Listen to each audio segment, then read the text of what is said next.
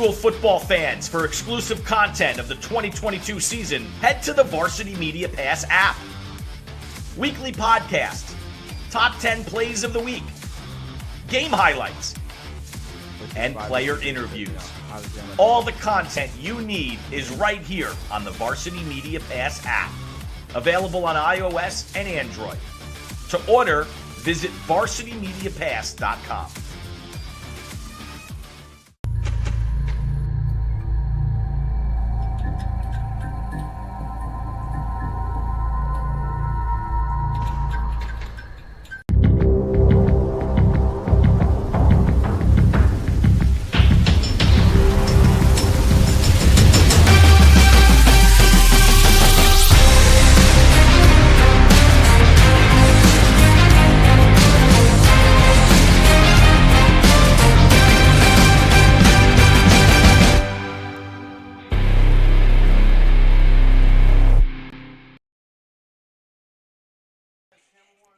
Thank you for joining us on the campus of Carey High School in Franklin Square, New York, as the Seahawks soar into battle against one of the most dominant teams on Long Island. The Plainedge Red Devils come into this game on an utterly dominant run in Class 3, having won 13 games in a row and 41 of their last 44, few of them close. But with a new quarterback making his second career start for Plainedge, will the Seahawks, behind one of the great young talents in the school's history in Will Tolliver, deliver a statement win in the team's first matchup since 2001? It's all going to be decided right now on the Varsity Media Sports Network. I'm Gavin Shaw, lucky enough to be joined by Ben Turchin. Ben, a fascinating matchup. First time these two teams are playing in over 2 decades. A lot of unknown, but two promising squads coming into this game. Gavin, it's great to be with you today, and I think you hit it exactly on the head. Unknown and excitement as well, because in Nassau County, we have had the same type of schedule for a lot of years in a row here. Plainedge has played your Wantaws and your Bethpages and your Lynbrooks and your Flora Park. Well, there's a new kid on the block this year, and that's the Carey Seahawks. For a long time, they've lived in Conference 2 in Nassau County, but because of bed numbers, enrollment numbers in high school, they dropped to 3. It's the first time these teams are facing off since 2001. It's unknown, but it's also exciting. And it's so exciting because there's elite-level talent on both sides, and that, of course, starts off with the Plainedge Red Devils, a team that has perennial all-state-level talent these last couple of years. Ben, this season, no exception. Yeah, and we're going to take a look at some of the players that have helped make this team so exceptional, Gavin. Vinny Petzold, the junior center. He is a Newsday Top 100 player. He has started since his freshman year. He is, in my opinion, the best center on Long Island and potentially one of the best offensive linemen on Long Island. And then, oh, by the way, you've got Shane Mosia on defense. Shane Mosia, I mean, how much can you say about the guy? He's led Plainedge in tackles the last 2 years, an all-state performer, not just in football, Ben Turchin, but also in band, a perfect GPA, 1460 on the SAT, has aspirations to go to schools such as Yale, and certainly has the talent to pull it off. But they're going to have to stop, and Mosia specifically, a top-notch running game on the other side, and Carey led by Will Tolliver. Yep, and we'll take a look at the Seahawks players to watch. Will Tolliver, also a Newsday Top 100 player. He had a nice day last week against Manhasset, 77 yards on the ground. And then, of course, a name people know in Carey. It's the Metzger family. The quarterback last year was Dean, and now comes the younger brother, Matt. I mean, Dean, we all know it sabotaged Carey's season a year ago, tearing his ACL. Matt Metzger stepped up, played last season through a sprained ankle, and finished on a strong note. Showed off improved athleticism in the first game of the season, that 73-yard touchdown run against Manhasset. A lot of athletic ability in that backfield for Carey. Yeah, and I think, as we talked about it in the beginning, the unknown, this is something that Plainedge is dealing with for the first time. They've never played a Metzger at quarterback. They don't know what a Will Tolliver is going to be like in the backfield. So that's where the unknown comes into play. Let's, Gavin, look at our power rankings that we had in the preseason for the small schools.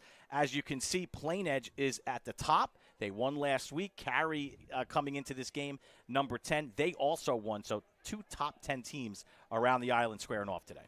And Plainedge, I mean, with that track record, how could they not be number one? Right now, Max Preps has them all the way up as the number 12 team in all of New York State, the top-ranked Long Island public school in all of New York. I'm sure there are some people in Garden City and other areas who would take contention with that, but Plainedge has earned it with their dominance the last couple of seasons. Carey looking to make a big statement when we come back, our keys to the game. But first, we will step aside for the national anthem. You're watching Long Island football on the Varsity Media Sports Network. Football fans, for exclusive content of the 2022 season, head to the Varsity Media Pass app. Weekly podcast, top 10 plays of the week, game highlights, and player interviews. All the content you need is right here on the Varsity Media Pass app, available on iOS and Android. To order, visit varsitymediapass.com.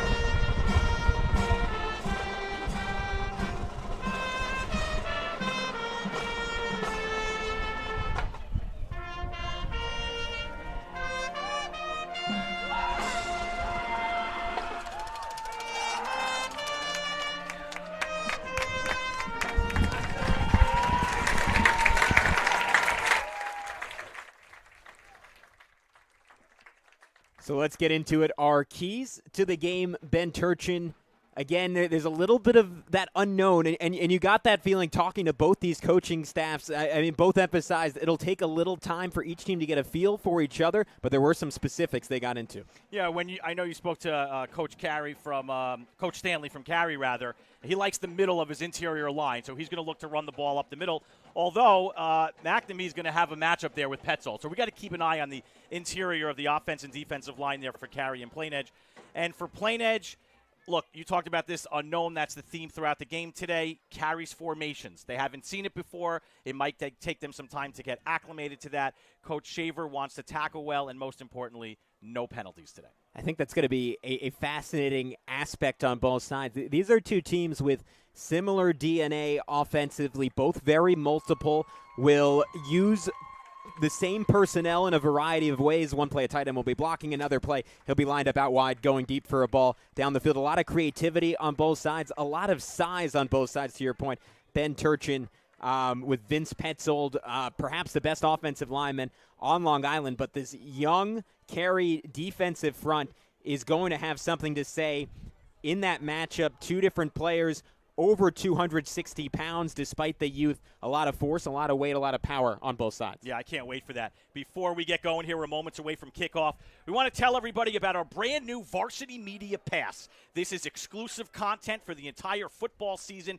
You can get it at varsitymediapass.com. Gavin, you may have asked, what will I get on the Varsity Media Pass? Well, how about this? The top 10 plays of the week, highlights throughout the week from the players, our weekly podcast where we recap the games, audio articles, some of the best storylines going on around Nassau County and Suffolk County, and a whole lot more. Only $29.99 for the entire season, comes out to $7.50 a month. chump change for everybody out there. It's available on the iOS and Android devices. Make sure you download it right now. Gavin, I know you have the pass as well. Oh, yeah, I'm all in. How do you think I got ready for this game then? And you know, if you're a fan of either of these teams, you watch the game, you want a deeper breakdown, there's only one place you can go to get it. It's the Varsity Media Pass, right? Absolutely. You know, parents and players, everybody's craving some extra content, and you always hear a lot of we don't get enough high school coverage, and that's not a knock on anybody, but the opportunities are out there. Just bring more to the table, and that's what we love to do. And by the way, you'll hear Gavin Shaw at times on a podcast throughout the season. He'll be on there. You've heard from me at times. You have Dylan Butler. So we've got a cast of characters here at Varsity Media that have a passion for it, and throughout the season, we're just going to bring you the behind-the-scenes stuff that may not be out there for everybody to see. So let's step aside. We will be back for the start of this one. Kickoff is next on the Varsity Media Sports Network. Football fans, for exclusive content of the 2022 season, head to the Varsity Media Pass app. Weekly podcasts, top 10 plays of the week, game highlights, and player interviews. All the content you need is right here on the Varsity Media Pass app. Available on iOS and Android. To order, visit varsitymediapass.com.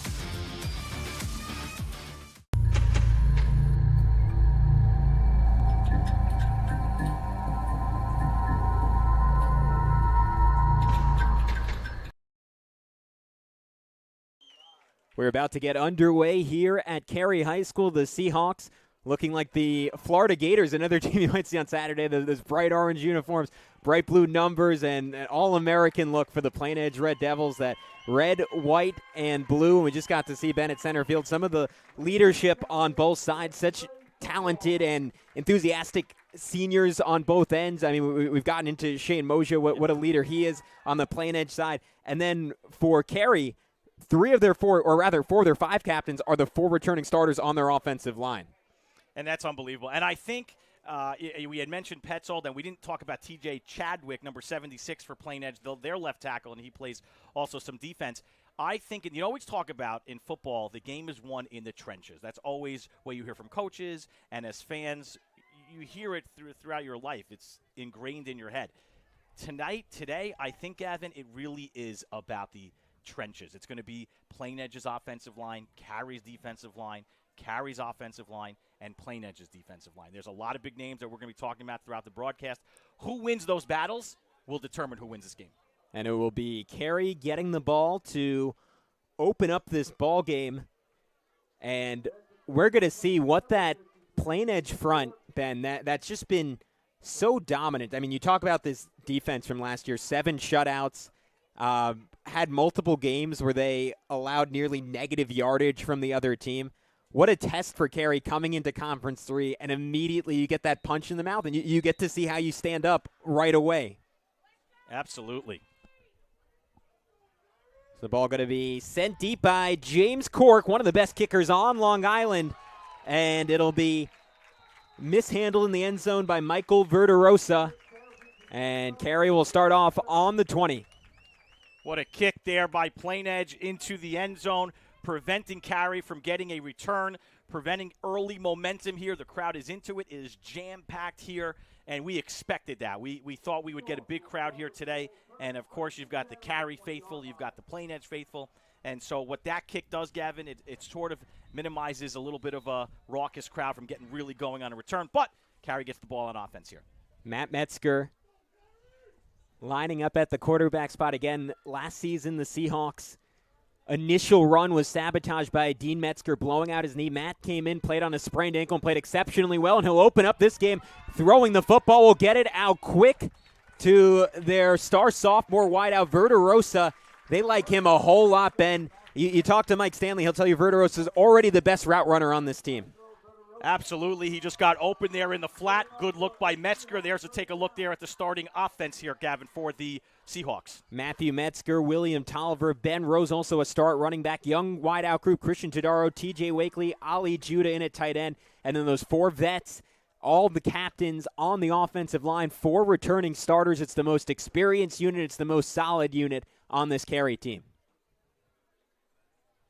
We'll take a look at the Plainedge defense coming up here in a minute. In the meantime, it's a 1st and 10 at the 30 for Carey. Metzger to put it in the air again. They are sticking with the short passing game. Again, complete to Verderosa, but this time Plainedge swarming. Domenico Moscato and Shane Moja on the tackle. Also, Vincent Cavalieri, number 15, making the tackle. Gavin, right now, Carey's got something working where they have the receiver working in the flat, and that's been successful. So a 2nd and short, and you got to figure at some point Carey going to mix in this run game, going to try to stretch the field. You have to give Plainedge multiple looks. If not, they just have a tendency to key in and dominate. And here's a new look here by Carey. You've got 3 receivers lining up on the near side. And the running back again is Will Tolliver. Tolliver in that spectacular sophomore season a year ago, 3 different games over 160 yards. And the handoff is to Verderosa, who is a key figure in this early offense for Carey.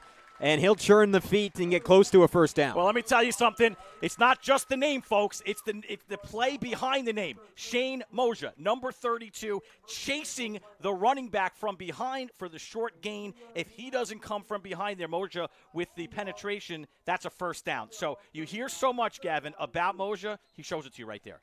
That big flash, and you see the entire starting lineup defensively. For Plainedge, obviously Moja's the star, but Vinny Petzold, the man to watch in the middle. And we highlighted Cavalieri there, number 15, who made the first tackle of the game in the secondary. And this time Metzger is going to keep it, and he's going to fall forward but not gain much. It'll be a 4th and very short, so there's a big stop by Vinny Petzold and company. Yet I saw T.J. Chadwick, number 76, in on the tackle there. We talked about it at the beginning, the interior of the offensive defensive line, and that time Petzold and Chadwick getting the better of the Seahawks. 4th and 1. Theoretically, Mike Stanley could have said, hey, we're coming into Conference 3. We're playing the best team. We're going to punch them in the mouth and go for it. A little more conservative. They're going to punt it away here. It'll be Matt Metzger to kick it down the field. It is very conservative. I'm surprised they're not going for it, but it's early in the game. Metzger gets some good air under it. Going to need a favorable bounce, and it'll die right around the 37. And we will keep it right here on the Varsity Media Sports Network and get a look at the Plainedge offense. And Plainedge bringing in a number of new guys. Remember, there's no Travis Shaver this year, coach's son, star quarterback a year ago. No Jack Iadivio, the all-state wide receiver, graduating, heading on to play college ball. But you do have some familiar faces as well, specifically at the wide receiver spot. Ben Turchin, Anthony Gentile, and Vincent Cavalieri. Yep, and Anthony Gentile is a player. He's a senior, number 18, a captain of this team.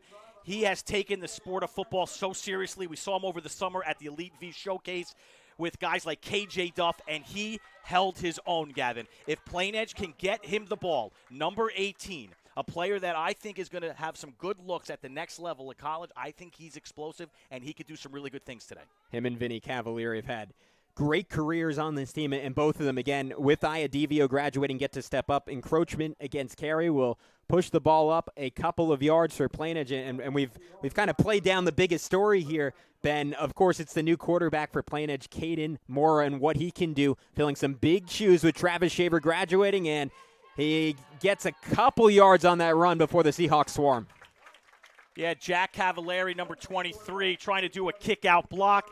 Give credit to Carey and their penetration. Let's take a look at their defense.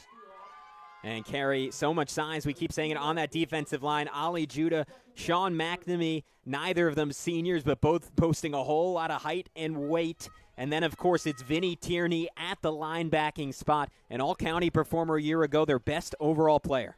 Well, you could see right away that the girth of the Carey defensive line, it does outweigh Plainedge's offensive line, even with Petzold at center. So let's keep an eye on that because Carey could have their way defensively with some penetration. And this is the first real test for Caden Mora. He'll hand it off. A couple moves in the hole, but no room to run for Michael DiMatteo. Robbie Zitarosa, number 5 for the Seahawks, able to sneak through that defensive line to make the tackle. And it's a short gain there for the Red Devils. Robbie Zitarosa, just 5'8", 180. They call him Rudy. He has that kind of fight, that kind of energy, and it brings up a pivotal third down, or rather 1st and 10. I guess it was enough for the first down for Plainedge. You know, even if it was going to be a long third down, that's something Carey would like to see the Devils have to face. They want to put him in the third and long situations. I don't know that this offense is set up for that. They are going to be a ground and pound here and try to open up some things if it's short yardage. And this time a run right side, and this is pretty typical of Plainedge. That time it was Shane Moja carrying the ball. You will see 6, 7, some games 8 or 9 guys, Ben Turchin, touch the ball for this Plainedge offense. It's just how Rob Shaver likes it. Yeah, and listen, I think you're coming off a Long Island championship. Guys have graduated. You're starting to feel it out. It's only week 2. You're going to see Moja involved in the offense running the football. You're going to see Cavalieri, number 23, involved. We're going to have to see how this plays out for the Red Devils offense. A diamond formation around Caden Mora. Instead, it's a direct snap to Domenico Moscato. Moscato powering left side should be enough for another Plainedge first down. Matteo Tufano, number 20, in on the tackle, pushing him out of bounds for the Seahawks. But a nice gainer there for the Red Devils. And how about the blocking off the left side? TJ Chadwick, number 76. We've mentioned his name a bunch. The left tackle, a lacrosse player, and a pretty good football player in his own right. And isn't this the challenge in this game for Carey? I mean, Rob Shaver throws so many different formations, so many different looks, both in terms of personnel and scheme at you. It's a big adjustment. If you haven't played it before, Mora will throw the ball for the first time. Moja doing a nice job adjusting to it, spinning forward and is down inside the 30. We just talked about how they're ground and pound, and then they want to open it up on short yardage. That's a play action, and it was executed to perfection by Caden Mora finding Moja. And what a job by Rob Shaver, right? Setting his young quarterback up for success. Mora in that opening week domination of division was 6 for 6 for 56 yards. Also had 3 carries for 24 yards and a touchdown. Again, wasn't asked to do much. Mora will hand it off again. A 4th ball carrier showing some power. It's Jack Anglin. That's his signature. He was their leading rusher in week 1, Ben, with 68 yards, had a 55-yard touchdown run in that game. 42 meeting 42. Salvatore DeMarco in on the tackle. There's so many different players touching the football. How did Coach Stanley prepare defensively for this Plainedge Red Devil team today? Could not have been easy. And it makes Mora's job very simple. Just has to be a distributor, has to be a point guard out there. He will send Robert Marks, the tight end, in motion from the left side to the right, and Mora will call his own number this time. Gets a block outside, flag flies. Mora running inside the 10, took a hard hit out of bounds from Frankie Aragali, but we'll see what that flag is. Yeah, I hope it's not on Jake Anglin, number 42. I thought his block on the outside was legit. I don't know if we're going to get a call here for holding, but there was a kick-out block and a turnaround, and you are going to get that call for holding. I thought from up here, and of course we're really far away, I thought that was a good block by Jake. I don't know if they got it on somebody else. In any event, we're moving back. And if you're Carey, that's a breath of fresh air, right? Not even necessarily because of the yardage, but just slowing that Plainedge momentum a little bit. Yeah, absolutely, without a doubt. So the 2 wideouts now for Plainedge are Anthony Gentile, and you have Jack Cavalieri on the other side. Again, it's going to be a variety of personnel just churning in and out of the game for Plainedge, but now a false start against the Red Devils will push them back another 5 yards. Keys to the game at the open. We talked about it. What did Rob Shaver say? We got to limit penalties. We can't put ourselves in position with 2nd and long and 3rd and long, and as we see here, the past couple of plays, that's exactly what's happening. And if you're Carey, right, that gives you an opportunity to get that pass rush churned up and going.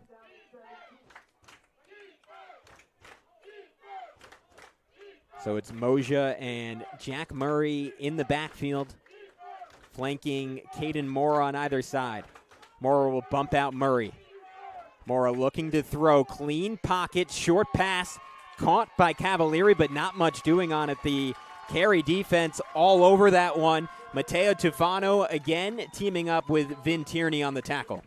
Nice job on coverage by Carey. They found Cavalieri, did the Red Devils, but not too much doing there, so you got to give credit to the Seahawks, and they put themselves in a very affordable here 3rd and long to get the football back. And you talk to Rob Shaver about Caden Mora. I mean, they've been stunned with how quickly he's made progress after missing all of last season, was not on the football team, and Rob Shaver will take a timeout here to get his young quarterback prepared. Crucial 3rd and 15 coming up next when we come back on the Varsity Media Sports Network. Varsity Media covers every sport at every level from every angle. Game film, recruiting videos, highlight videos, sportscasts. That's complete. First down and more. Touchdown, Oceanside.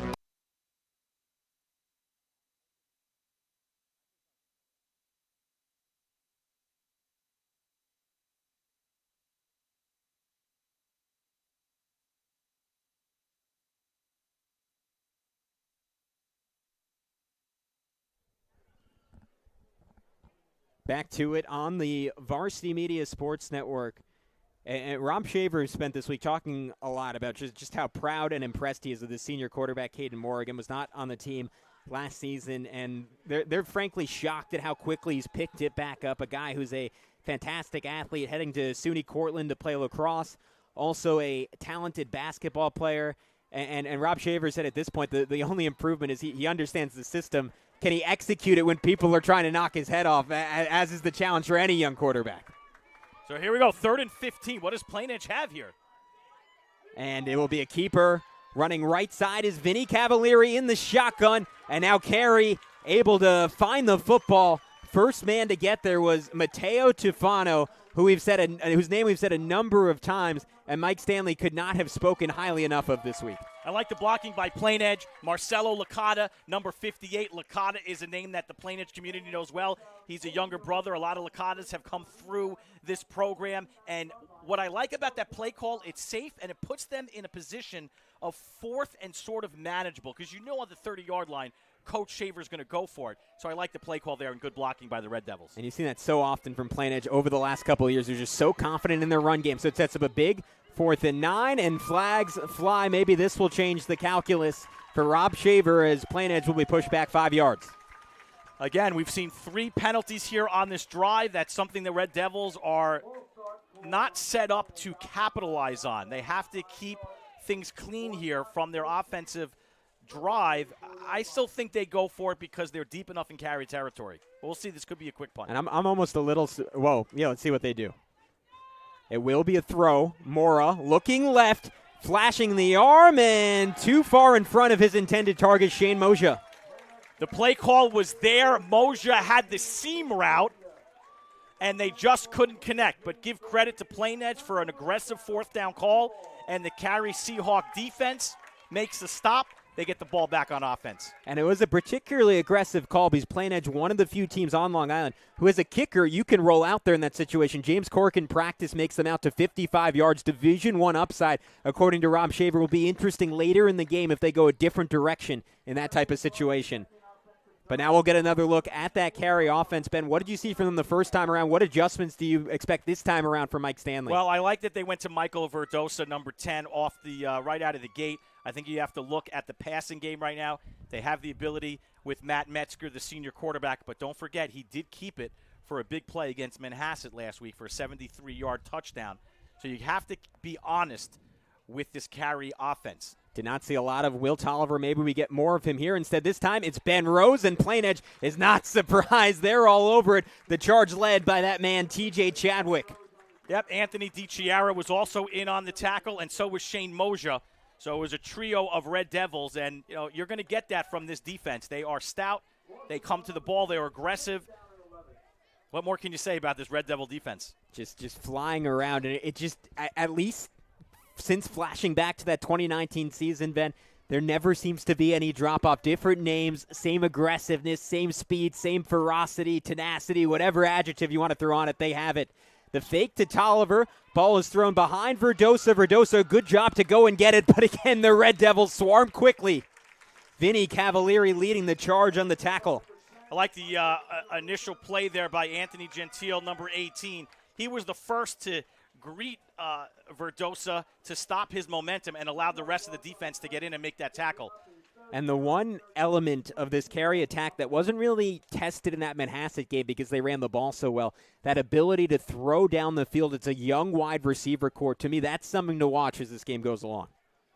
Without a doubt. One of the things we're going to talk about with both of these teams, so many players have come up through the youth football organizations. They've been playing together for so long. They know each other so well. And here's a deep toss on 3rd and 14. Again, they were looking for Veradosa. He's been the favored target of Matt Metzger, but just a little too far out in front on the pass. Yeah, right now Plainedge doesn't have an answer for Veradosa. He beat his man, and if that connects, that could have been a touchdown. So I know there was safety help there deep, but that's something that the Red Devil defense so far, they haven't had an answer, and we have to keep an eye on that. So with 3:25 to go in the opening quarter of play, it's a 4th and 14, and Matt Metzger will be back to punt.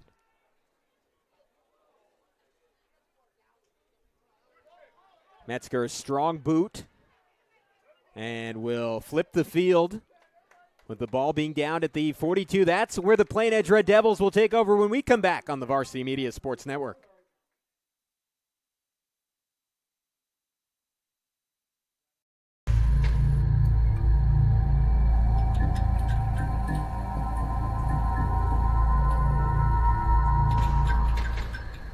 For the best action shots and the best angles, look no further than Varsity Media. Our experienced photographers capture your athletes' best moments right from field level. Plus, we offer great keepsakes like bobbleheads, posters, plaques, and prints. For more information about Varsity Media's photography services, contact us at 516-403-2050 or visit us online at varsitymedia.net. 1st and 10 from the 43 for Plainedge. Mora setting up a screen right up the middle, and Shane Mosier bursting into open field. Mosier makes a cut outside, drops a defender, only green grass in front, touchdown Plainedge! You have to respect the running game of Plainedge, and what that does, it opens up a little play action, a little dump off, a little screen pass. We're going to see it right here with Mosier. Right afterwards, it's a gaping hole for him. He's got the speed. This is a college-level athlete, folks, here. He's getting looks at the next level, and he demonstrates it right here. A big-time play and a score by a big-time player. Shane Mosier, 6'1", 190, one of the strongest players on this football team, was more like the 4th or 5th leading ball carrier for Plainedge a year ago, and I asked Rob Shaver what makes him special at that linebacker position, or rather at the running back position. He said, it's everything that makes him special at the linebacking spot. Speed, tenacity, ferociousness. You saw it all in that 57-yard catch and run extra point. Good from James Cork as well in an early 7-0 lead for Plainedge. Yeah, and let's talk about Mosier because he's been all over the field today, folks. If you're watching this game, if you're not a Plainedge person, if you're not a Carey person, who is 32? And this is a guy that has been playing his entire life for the Plainedge Bobcats at the youth level and through middle school, and he's been on this varsity team for a lot of years. He's getting looks, Gavin, colleges like Trinity, colleges like Williams, RPI, and there are others. Big-time programs at the NESCAC level. Just a football guy. Yeah. He's just a guy that loves, eats, sleeps, and breathes football, and he's a team captain. He's a leader of this team, and you see it. You don't just see it on the defensive side. You also see it on the offense side. He's able to show you that kind of skill set. And really, Plainedge is lucky to have a kid like that. Again, first-team All-State linebacker last year, also first-team All-State band. I've never heard of that before. It's pretty insane, but that's just the kind of kid Shane Mosier is. Ranked by Prep Red Zone as the second-best linebacker out of the seniors in the state of New York. Ridiculous talent. Rob Shaver calls him the Barracuda. You can figure that out for yourself as Plainedge is about to send it deep. By the way, we should also mention grades. I mean, when you're thinking about Yale and that might be an option, you got the GPA as well. He's got it all. 1460 SAT, 100 GPA. We can go on and on about Shane Mosier, but we'll get another look at him in just a second on defense as Carey tries to get their offense on track. And the big surprise of this game in the early going, Ben, is the lack of usage from Will Tolliver. Mike Stanley this week called him perhaps the most talented sophomore they've ever had in the program, at least in Stanley's 17 years with the school. And he's only gotten one touch so far. Yeah, that's surprising. We have to keep an eye on that here in this drive. Again, a player who had 3 different games a year ago with at least 160 yards, finished last season averaging 9.7 yards per carry. already getting looks from Stony Brook. He's lined up to the right of Matt Metzger here. Let's see if he gets a touch instead of fake to him. Metzger will throw it out quick, and the ball is dropped. And who else but Moja? Oh, no, it is incomplete. Shane Moja had aspirations of another tackle, or rather another touchdown. It's Christian Tadaro on the drop. And, Ben, let's take another look at that one. Yeah, let's see. Let's see if we can fast forward that replay here. Yeah, I think that was incomplete. I think that's the right call by the referee there. One more move, and I think you have a fumble in that situation. But by the way, who came up with the scoop on that? Moja. Shane Moja. It's all over the place. And give a lot of credit to Jack Cavalieri. He was the one in coverage who dispossessed the ball. So Carey trying to go against tendency, coming out as a pass-first team with mixed success so far. 2nd and 10 from their own 28 with 2:53 to go in the first quarter. Metzger trying to get outside, and he is corralled fast. You always hear about keeping the edge. Set the edge on defense. That's exactly what Robert Marks just did. Number 13, the senior on the outside. He prevented Metzger from turning the corner. That's a great tackle by 13. So it's a 3rd and 11, clock ticking ever closer to 2.5 minutes to go in the first. And you just get the feeling Carey needing a big play to flip momentum here. Man in motion is Robert Zitarosa. Metzger looking for a lane. He's not going to find one, sacked by Marcelo Licata. Well, let's take another look at this if we can, because Licata just bounces off of his offensive lineman, and there was a hole there for penetration. And as Metzger stepped up into the pocket, Marcelo was right there to meet him. And Licata, the third member of that offense/defensive line that is back in the mix for Plainedge after a great season a year ago.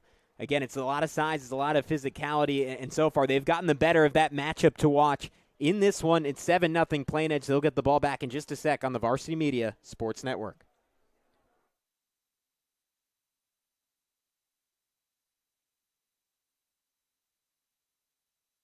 Varsity Media covers every sport at every level from every angle.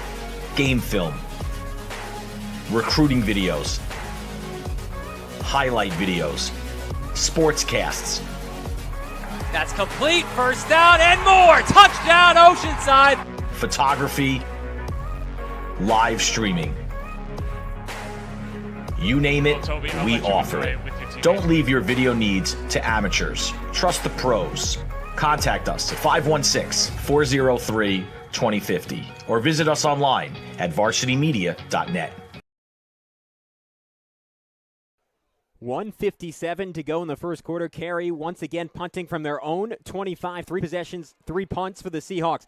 And this one will be returned by Anthony Gentile. Gentile putting on a quick move. Now bouncing outside. Gentile looking to get inside the 35. He does just that. Goes down at the 33. Anthony Gentile, we talked a lot about him at the Open. He's a guy that can make a lot of plays for this Plainedge team. He could do it as a receiver. Newsday Top 100 last year, 218 receiving yards. By the way, he wasn't one of the leading. He was a junior, so you had some guys ahead of him, but he was still making contributions last year.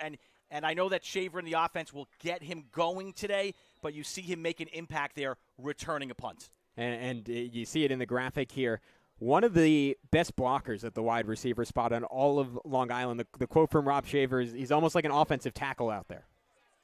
I just think he's a kid that does it all. You know, he's a team player. He's a guy, as a flag flies here after Moja's carry. You know, there are glue guys on the team. We hear that a lot. There are unselfish guys that will do anything on the field. Anthony Gentile is one of those kind of players. He will return a punt. He will block. He will catch the ball. He will do everything for you, even play defense, because he loves the game that much. Very similar mentality to Vinny Cavalieri, and it's essential to playing in this Plainedge offense to have that willingness to do everything, because I think, Ben, more than anything else, that's what makes them deadly. It's guys willing to be a running back one play, willing to be a quarterback the next play, willing to pop out and block like an offensive lineman on the third, and that gives Rob Shaver so many options in terms of how to deploy his talent. Multi-dimensional offense here, the Red Devils are. Give is to Moja again. His third straight carry. Cannot spin off this tackle as he was taken down That time it looked to me like it was Jaden Paz on the stop. Salvatore DeMarco, also number 42, in on the tackle for the Seahawks. So that'll bring up 2nd and 15 with 1:20 to go in this quarter and a timeout taken. So we will keep it right here on the Varsity Media Sports Network. And Plainedge has yet to really have to push the ball up the field. They've had a ton of success running it in the early going. We'll see if they continue to go to Shane Moja. But we also wanted to remind you guys about how you can find out even more about these great players. Exclusive content on the Varsity Media Pass. For those that don't have it yet, make sure you head to the website, varsitymediapass.com. Download the app there, $29.99 for the entire season. We produced a preseason show that you could access back in August with a lot of content there. We'll be updating our top 10 plays of the week. There might be one here today that'll make it. Highlights, game highlights, including today. Weekly podcast. You might hear myself. You might hear Gavin Shaw. Interviews with players and so much more. It's available at varsitymediapass.com. Download it today on iOS and Android. Minute 20 to go in this first quarter. 2nd and 15 for the Red Devils. And this is a look. I don't know if we've seen yet today. An empty backfield for Caden Moore and a quick toss out to Vinny Cavalieri. Cavalieri trying to power forward. And now a sea of Seahawks entangle him, led by that man, Vin Tierney. Yeah, Tierney right there. He met him almost at the line of scrimmage, and he held his ground, allowed for the rest of his teammates to come up and gang tackle in that situation. But you talked about at the beginning, and they have the size. The Seahawks have the size here up front, and it shows right there on that play. That's a matchup of best on best. Vinny Cavalieri, a guy with 1 AA injuries at the college level. Vin Tierney probably going to play D2. Two guys who will likely be all county when the season is said and done. It's what you look out for in a game like this. 36 seconds to go here in the first quarter. And it is a 3rd and 11 with the ball on the 37. Mora, a clean pocket, will launch one down the left sideline. Trying to get under it was Cavalieri, but it's knocked away at the last second by Christian Todaro. Well played. That's great one-on-one coverage. That's the kind of stuff that you see in the summer on 7-on-7 football. Your best, my best, throw it up. Great attempt by the quarterback as well. Let's take another look at this. And Christian Todaro, just a sophomore, but Ben, they are so high on him. Already 6 feet, 180 pounds. And when asked if there's one guy who stood out early in that wide receiver group, Todaro was the first name Mike Stanley mentioned. There's a look at it right there. That's a great throw. And that's a great play on both ends. Good effort all the way around. So 4th and 11 with the ball on the 37. Mora trying to escape pressure. Took a big hit as he threw. Nearly completed it, but batted down by Will Tolliver. You want it. You're getting your money's worth today, folks, in this game. Another opportunity for Plainedge to come down with the ball intended for Gentile, but Tolliver making the exact right play at the exact right moment. Let's take another look at this because that was a good throw, or that's the play from before. But at the exact time that you can make a play without getting a flag called on you, Tolliver came right there. And Sean McNamee, man, oh man, laying the wood on Caden Mora, 6'3", 355. You'll see it right here, folks, and give Mora credit, standing in the pocket, delivering that ball fairly accurately, looking for Gentile, but Will Tolliver, who got that game-sealing pick a week ago against Manhasset, was all over it. So we'll step aside. Carey getting the ball back with some momentum to start the second quarter next on the Varsity Media Sports Network.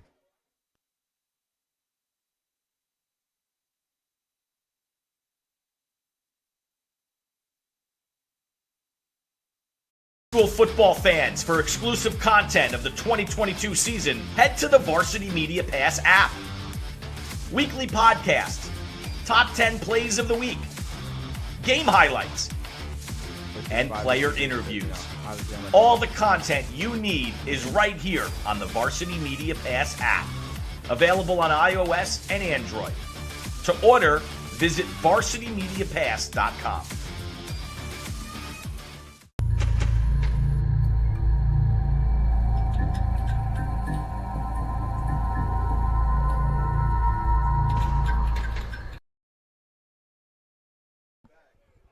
Second quarter starting up now on the Varsity Media Sports Network. 1st and 10 from the 34 for the Carey Seahawks. They got a first down on the opening play of this ballgame, have not found 1-6.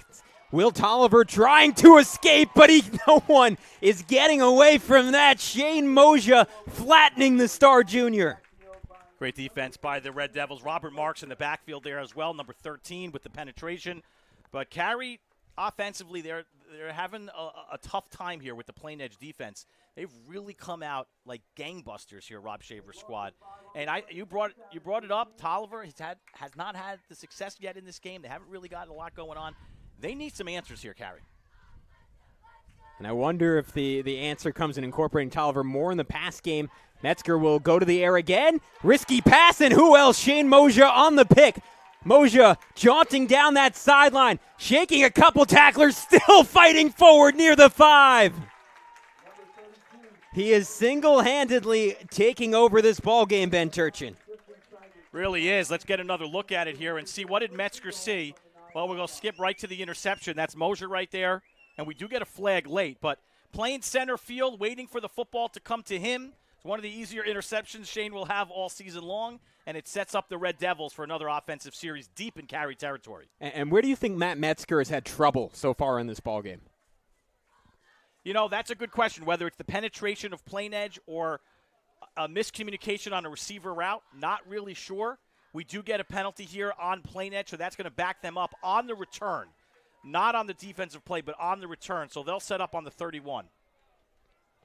And it's a favorable field for Caden Mora again in the early part of this season. While Mora gets acclimated to that starting quarterback position, you'll see all the ancillary parts of this Plainedge offense. And even when they've had stars at that spot, whether it was Travis Shaver, whether it was Dan Villari a couple of years back, in the regular season, you don't see Plainedge forced to throw the football very often. This short field will make that all the easier on Caden Mora.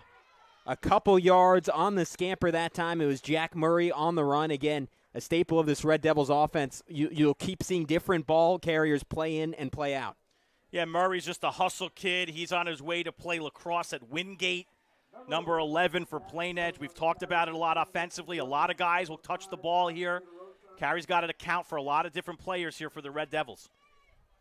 And this time just a dive forward, and you get the feeling this defensive line for Carey starting to find their sea legs a little bit. We went over them a bit in the open, but Ali Judah, the name to know, number 99 at that defensive end spot, 6 feet, 255 pounds, earned a starting spot midway through his freshman year a season ago and has not given it up. Sean McNamee dealing with Vinny Petzold, 6'3", 315, one of the few players on long line, just from a size perspective, that can hold up, and it brings up a pivotal 3rd and 2 from the 24. Moja corkscrewing his way forward for a first down.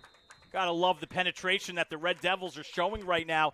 Chadwick on the left side, the left tackle, 76. And when in doubt, just run up the middle with the big guy, Vinny Petzold, number 77. But I also like the blocking I'm seeing today by Vincent Travado, number 71. Here's a kid, 6'7", 270, did not start last year, getting an opportunity on the right side of the line, and he was in on that play. So the Red Devils' offensive line, we talked about at the open, they're really showing their willpower today. Rob Shaver referring to Vinny Travado as the turnaround story on this team. Last year, he said, couldn't even bend over and touch his feet, but worked his butt off to transform his body, doubled his strength, and you're seeing it here. Another power run from Plainedge. This time on the carry was Jack Murray. Marcelo Licata, 58.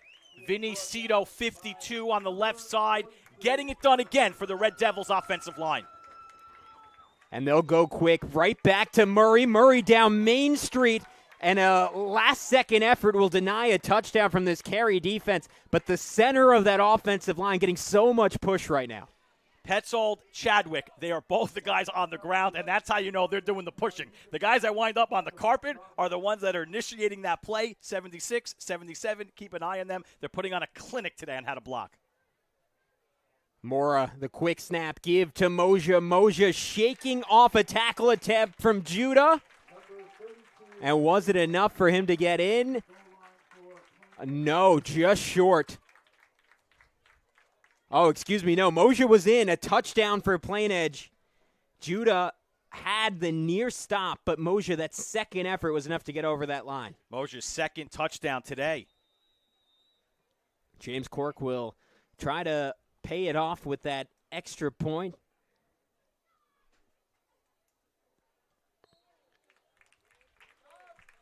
And it will be a 14-0 lead for Plainedge. So the center of that Red Devils offensive line doing work, and Carey will have some work to do themselves to figure things out offensively when we come back on the Varsity Media Sports Network.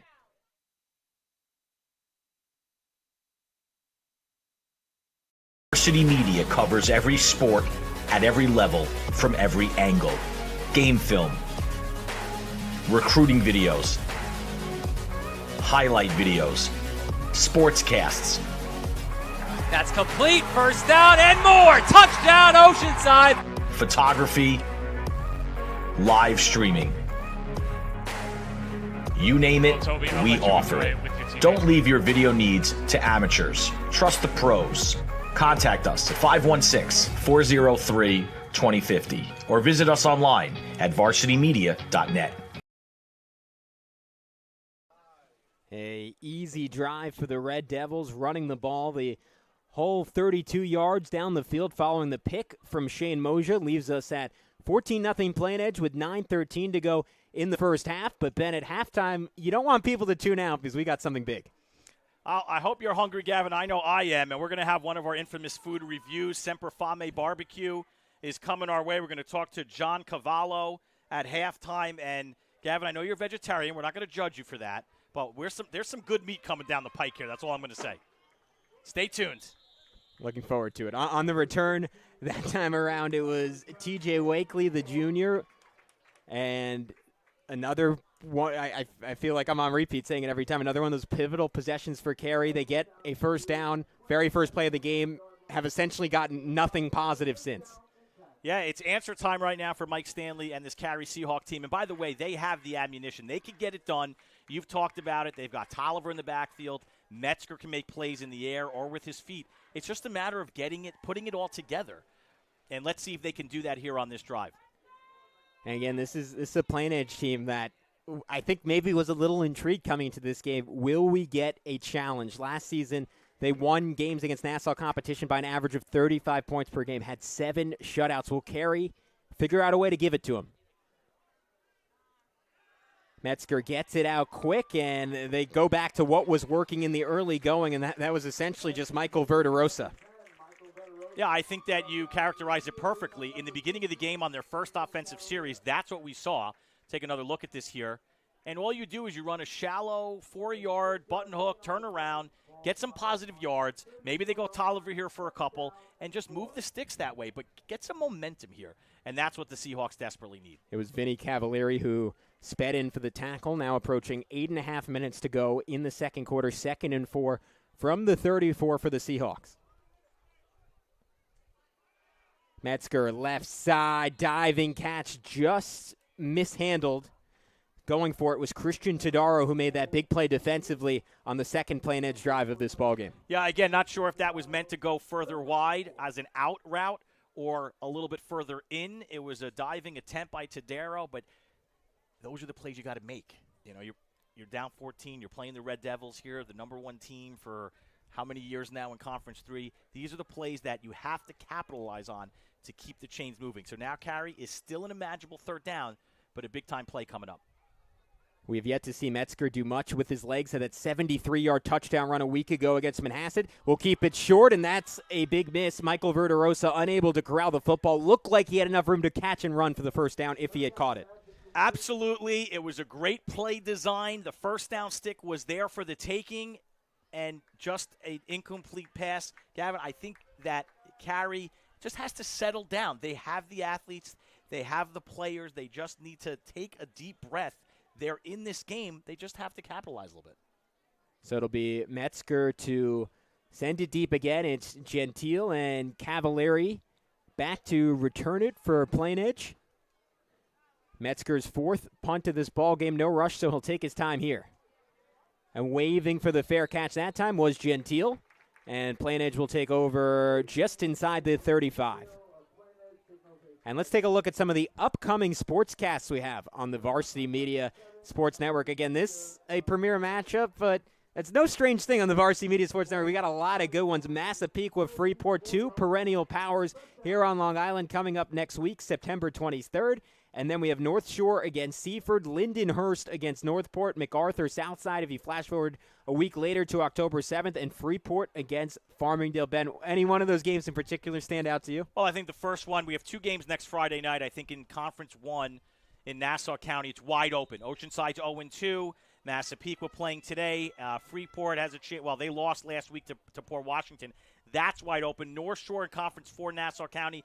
They're your Long Island defending champions. They're going to go to Seaford. We've never done a Friday night light game at Seaford. And that's a place that has a rich history for many years. They play most of their home games on Friday nights. It's an atmosphere situation. We're excited to go to that game.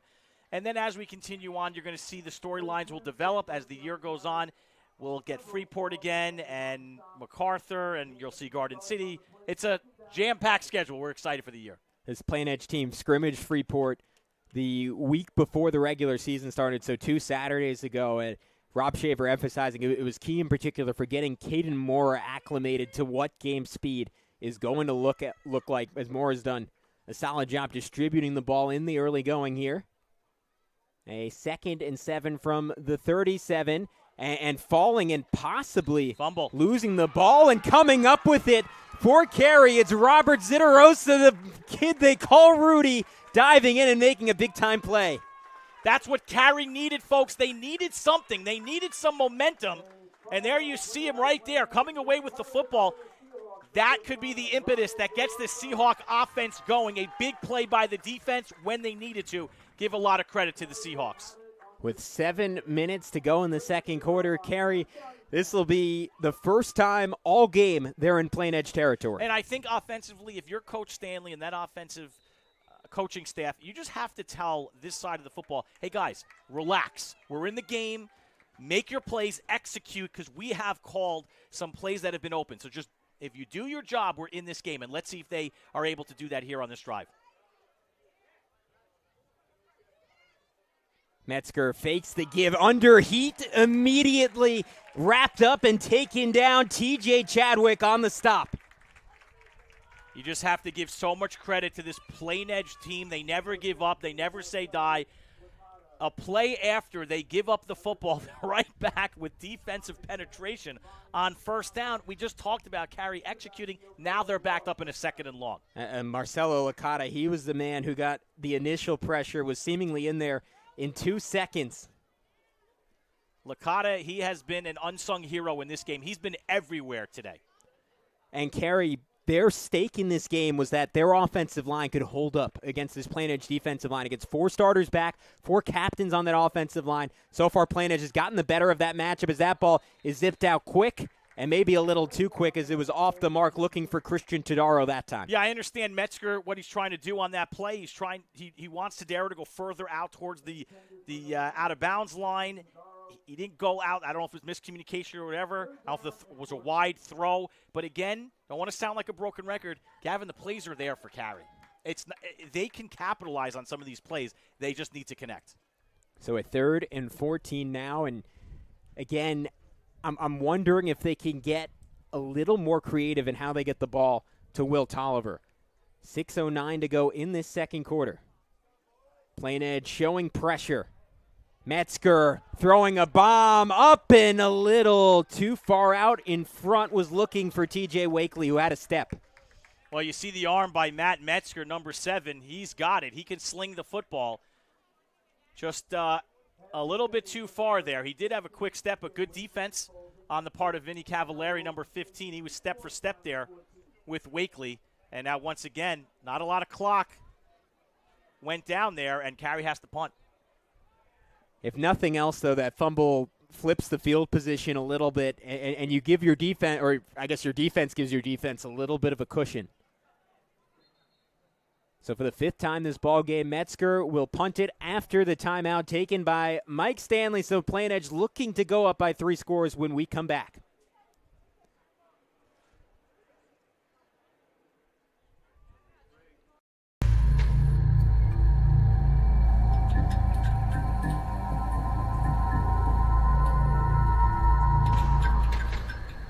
For the best action shots and the best angles, look no further than Varsity Media. Our experienced photographers capture your athletes' best moments right from field level.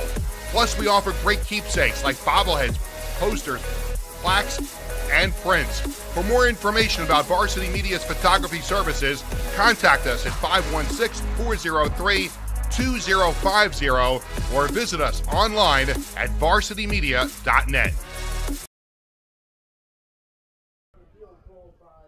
A look inside that Carey huddle, of course, led by longtime head coach Mike Stanley.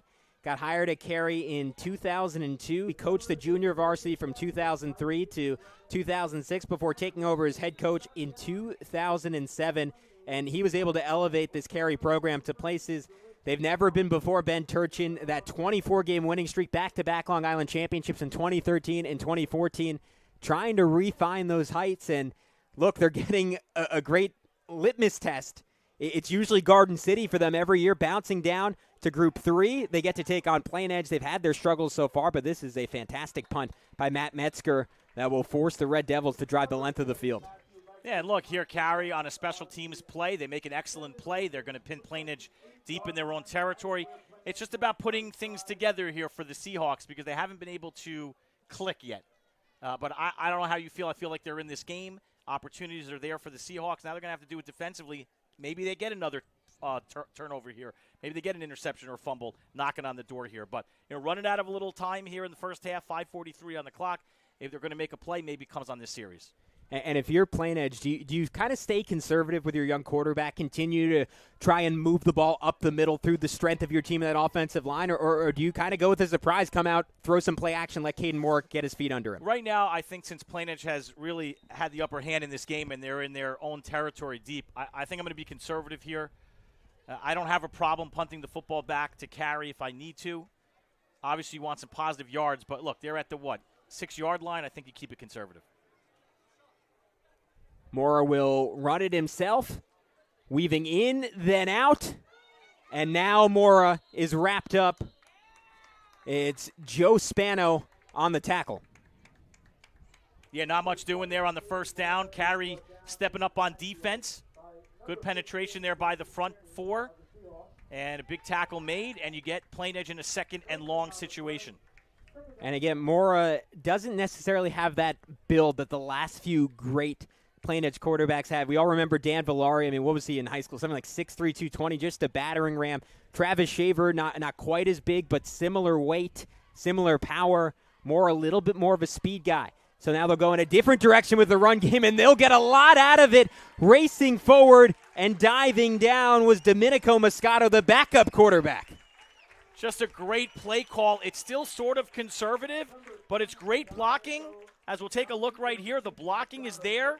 Number 42, 58, and what you have is you have Moscato in space. It's just the offensive coaching staff and Shaver creating space for his player to make a play, and that's what Plainedge does. So Carey had him in a second and long, and now they're at the 32-yard line. And this coaching staff is so high on Moscato, a guy who has a chance to follow in that impressive lineage of guys like Villari and, of course, Shaver. At the quarterback position is Moja. Again, gives them favorable down and distance, churning the feet. And to a point on the blocking, because we talk about how you have Petzold and you have Chadwick, but everybody is blocking on this team. And Jake Englum, who made that block before to free him up, a junior who's buying in. All of these kids buy into the program, and when you need to make a block, you're there and you execute. And that's why Plainedge has been so good for so long. Plainedge goes back to Moscato, but this time the Seahawks defense all over it. Vin Tierney probing his way in along with Ben Rose. And we have a flag on the play. We'll see who this is on. Carey's hoping it's going to be a hold call on the Red Devils, and it'll knock him back. And I think the indication there is a hold on Plainedge. If there's one thing to nitpick, and it's a small nitpick today on Plainedge, they've had about 4 or 5 penalties here in the first half. And to me, that's – and look, on the offensive line, obviously there's still a lot of experience, but having only 5 starters back on offense, that's where you're seeing it a little bit. And that's where Rob Shaver look, with how dominant they've been the last 3 years in Conference 3, they've had time year in and year out to figure that situation out, get that discipline down, and when they're playing that preeminent competition in the Nassau County Championship game, in the Long Island Championship game, they seem to be locked in terms of their ability to avoid penalties. And also, look, give credit to the Carey interior defensive line. We spoke about that at the beginning of the game. You've got guys that are 230, 200, 195 in high school. Those are some big guys, and, yeah, they're going to win some of the battles as well, and that causes an offensive line to hold. And a delayed zone read will leave no time for Mike DiMatteo to pick his way through the Carey defense, who, I mean, back-to-back plays, this is the best they've looked all afternoon. Vinny Turney, number 58, making the play, getting in the backfield. That time we saw a pull by Vincent Travato, number 71. But give credit to Tierney. He was able to beat the block, make the play. And, Gavin, here you go. Again, the Seahawks have an opportunity to make a stop, get the ball back. And an opportunity, or rather a challenge for Caden Mora. A must-throw situation. Plainedge has not been in a lot of them yet in this ballgame. Mora will be flanked by Jack Anglin, trying to protect his quarterback. Mora now under some heat. Will try to run down the sideline. Mora flashing some speed. Got just past the original line of scrimmage. But we'll set up a punt and an opportunity for Carey with 3:04 on the clock. Yeah, I think Plainedge is going to punt this football away. Carey played a little bit backed up on defense. And give credit. I agree with you. Mora had the wherewithal to at least get some yards here to put Plainedge in a situation to think about it. But you're in your own territory. You've got a 2-touchdown score. There's 3 minutes. Why not kick the ball back to Carey, make them go the length of the field here to put points on the board? So credit to Carey. They did the job defensively there. I believe this is the first punt of the ball game for Plainedge, so it'll be James Cork to send it deep, Will Tolliver, or rather TJ Wakely back to receive it. Cork under some heat, got a good ball on it, and that was risky to not call for the fair catch by TJ Wakely. Got out of it without taking a big hit. Yeah, it's an aggressive play, trying to fight for some yards. The coverage was there. Mosier was in on the punt coverage, and he made a nice tackle, but Carey finds themselves right at the 40. They're going to spot it at the 38-yard line. Plenty of time here, 2:55 to go in the half. And if you're going to get a possession going, now's the time. I don't know if there's a right answer, but if you're Mike Stanley here, Ben, how are you going after this Plainedge defense? I'll tell you how. You have to work the aerial game because that's where you've had some success.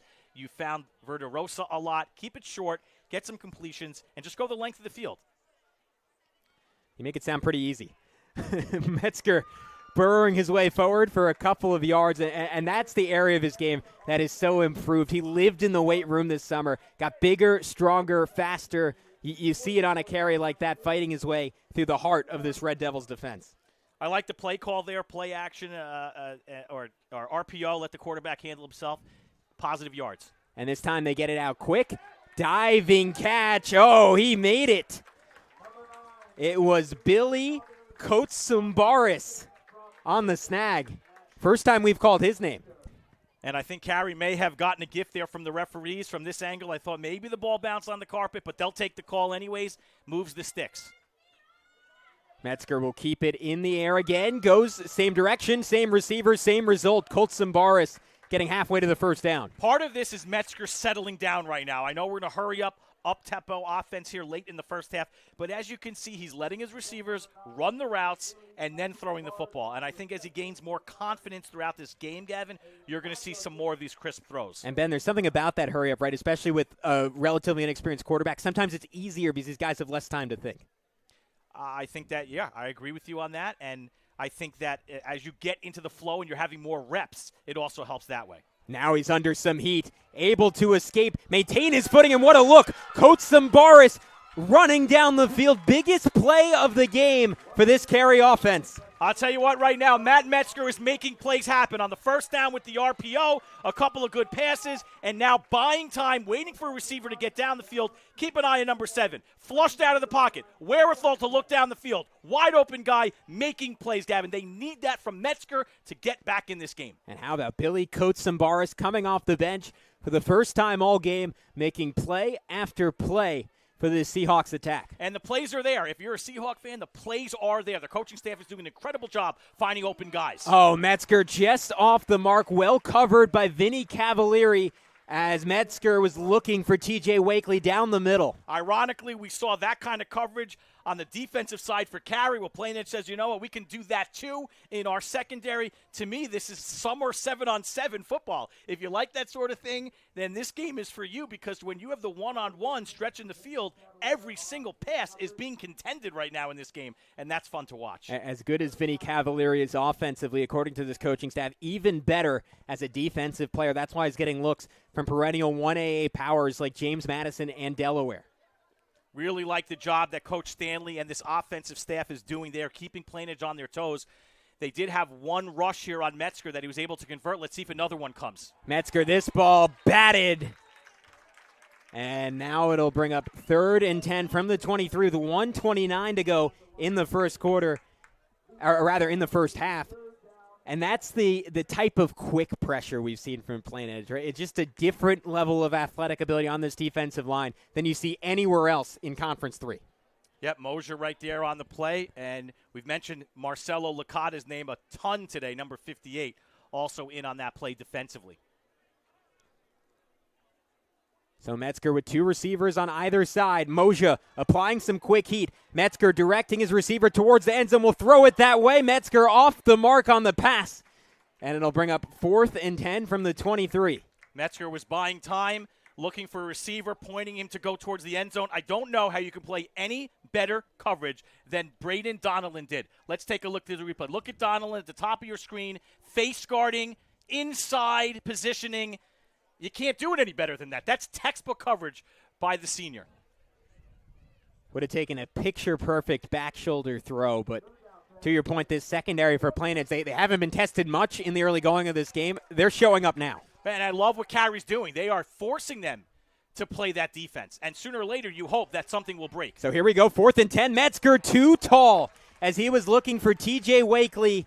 Overthrew him, and Plainedge will take over with 1:14 left in the half. Yeah, you had to go high because the coverage was there. Jack Murray, as we'll take another look at it, number 11, was there with the defense.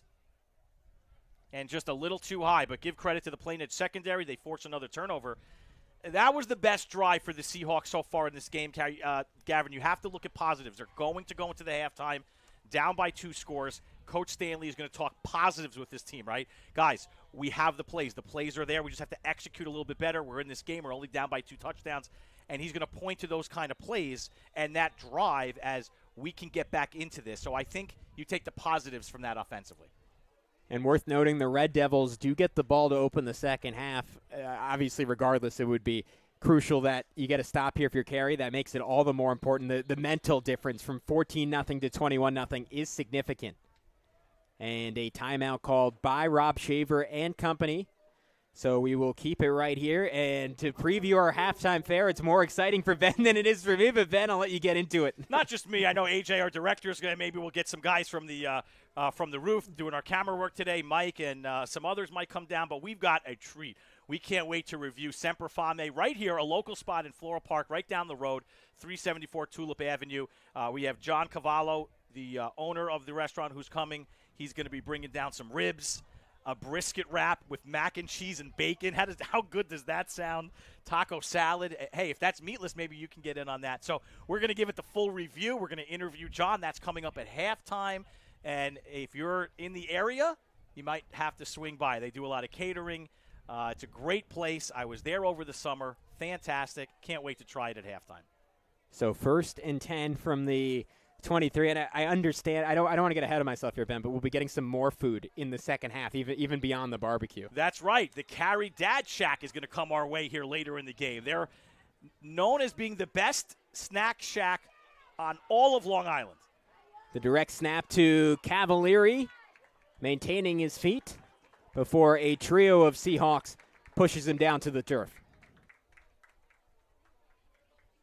We'll bring up 2nd and about 3 for Plainedge, or 2nd and 1 rather, as the Red Devils seem content to just take this 14-0 lead into halftime.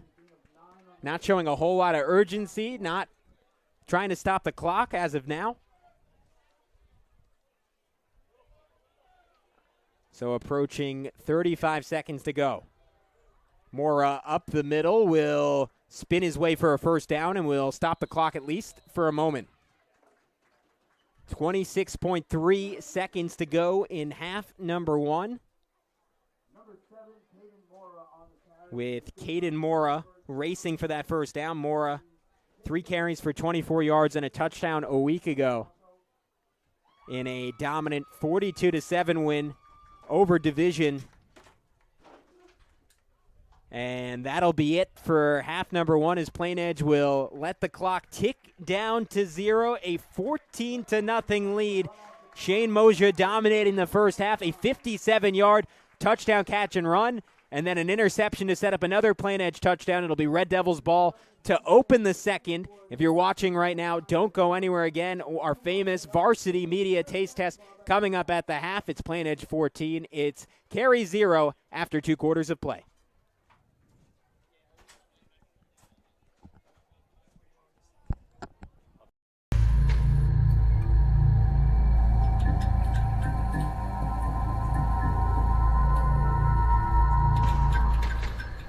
High school football fans, for exclusive content of the 2022 season, head to the Varsity Media Pass app.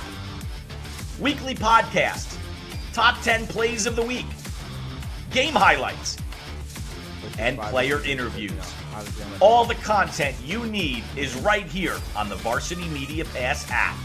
Available on iOS and Android. To order, visit varsitymediapass.com.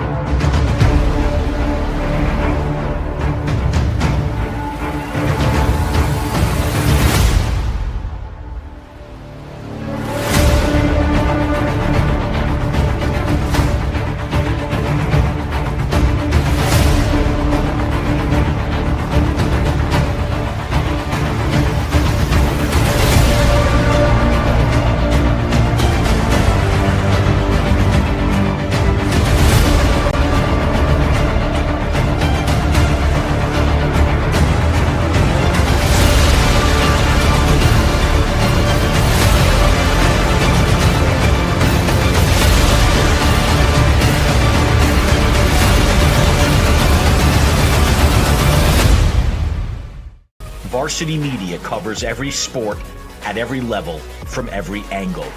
Game film, recruiting videos, highlight videos, sportscasts. That's complete. First down and more. Touchdown, Oceanside. Photography, live streaming. You name it, we offer it. Don't leave your video needs to amateurs. Trust the pros. Contact us at 516-403-2050 or visit us online at varsitymedia.net. If you're an event organizer looking for a media company to cover live streaming, action photography, and game video for your event, look no further. Varsity Media travels throughout the Northeast covering weekend tournaments, showcases, and championships. Contact us today to learn about our services and packages at 516-403-2050 or visit us online at varsitymedia.net. For the best action shots and the best angles, look no further than Varsity Media. Our experienced photographers capture your athletes' best moments right from field level. Plus, we offer great keepsakes like bobbleheads, posters, plaques, and prints. For more information about Varsity Media's photography services, contact us at 516-403-2050 or visit us online at varsitymedia.net.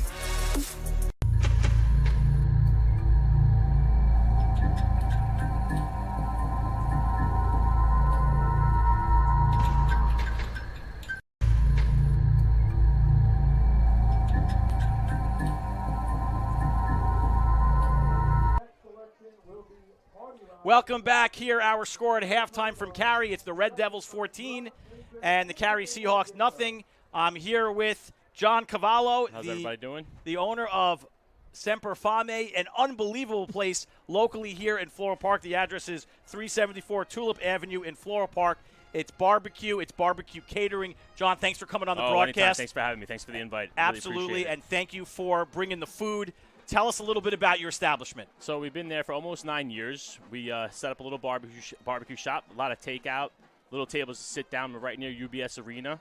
All the meat are smoked right on site over there. Brisket bacon melts, ribs, all that stuff. So we have a big outreach for the community. We do a lot of things for them, and it was nice to get invited to come watch some of the football game instead of being in the restaurant all day, to bring over some food for Ben for Varsity Media Sports. And you also do a lot of sponsorship at the youth level, the feeder program for the Carey Seahawks, the Franklin Square Warriors. Talk about that. I figured that it's if we can't give back to the community and help out, establish a relationship that way as means of promoting both organizations and restaurant establishments. It's just a good way to, initially start the bond of customer to patron relationships and everything. Lastly, before we dig into the food, because I can't wait for this, John, you're known for your catering. Yep. The Giants are playing tomorrow. If that's not enough short notice or down the season, Jet fans, Giant fans, birthday parties, Sweet 16s. Talk about your catering business. So I do full service. When we come to the house or location, you can book us for a tailgate for the Jet or Giant game. I bring a whole kitchen. We set up it right in the backyard, wherever the party may be.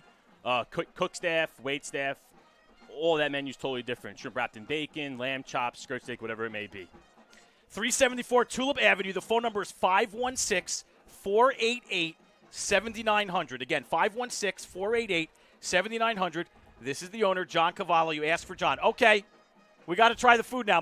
Mike, let me give you a close-up of this. Sorry if I turn my back. Take a look at this, would you, folks? Look at the ribs. We've got this brisket sandwich we can't wait to sample. This is mouth-watering. John, you got to get in here with me. I'm going to take a rib. Yeah, might as well start with the ribs. Can't go wrong with those. Here we go, folks. Here we go, folks. The taste test. The ribs. Oh, yeah. The first thing right off the bat is the sauce. Yeah. Unbelievable. Got great flavor. The rib falls right off the bone. I bought you your own personalized jar. Look at this. Varsity Media Barbecue. Is he taking care of us or what? I got to finish this. Yeah. Right off the bone. Succulent. Unbelievable. I'm glad you like that very much. Wait till you try this. This is a brisket wrap. Inside has mac and cheese and bacon inside. This one is our pork variant. Yeah, that you can't mess with right there. I got to give this to the guys working the hardest behind the camera. Yeah. So we're gonna save that for them. There's plenty for them. Otherwise, I'm gonna get tackled here in the press box if I don't share it with you. Yeah, I almost got tackled on the way over here by about 10 people coming over with this tray of food. So you're lucky I made it over for you, Ben. John, we want to thank you so much for coming out today and for sponsoring. You have to check out his place, 374 Tulip Avenue. Yeah, Semper Fame. There you go. Always hungry. Go out, get this food. Cater today, next week, whatever. John Cavallo, thank you so much. Thank you so much for coming. Thanks for having me, guys. We'll take a break. All the We got to finish the rest of this food. Not a lot of halftime left. We got to devour it. We'll take a timeout. Back with more second half action on the Varsity Media Sports Network.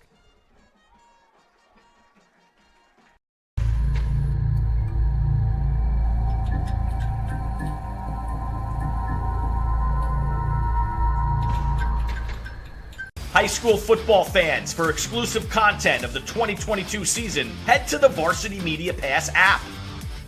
Weekly podcasts, top 10 plays of the week, game highlights, and player interviews.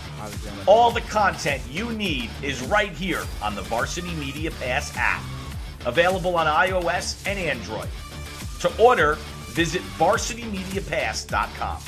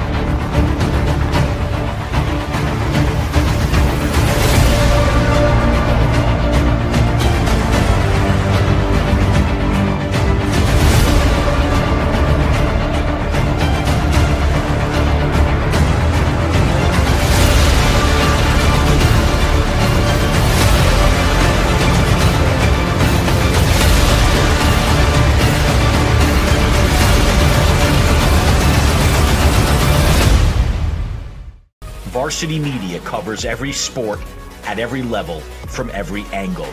Game film, recruiting videos, highlight videos, sportscasts. That's complete. First down and more. Touchdown, Oceanside. Photography, live streaming. You name it, we offer it. Don't leave your video needs to amateurs. Trust the pros. Contact us at 516-403-2050 or visit us online at varsitymedia.net. If you're an event organizer looking for a media company to cover live streaming, action photography, and game video for your event, look no further. Varsity Media travels throughout the Northeast covering weekend tournaments, showcases, and championships. Contact us today to learn about our services and packages at 516-403-2050 or visit us online at varsitymedia.net. For the best action shots and the best angles, look no further than Varsity Media. Our experienced photographers capture your athletes' best moments right from field level. Plus, we offer great keepsakes like bobbleheads, posters, plaques, and prints. For more information about Varsity Media's photography services, contact us at 516-403-2050 or visit us online at varsitymedia.net.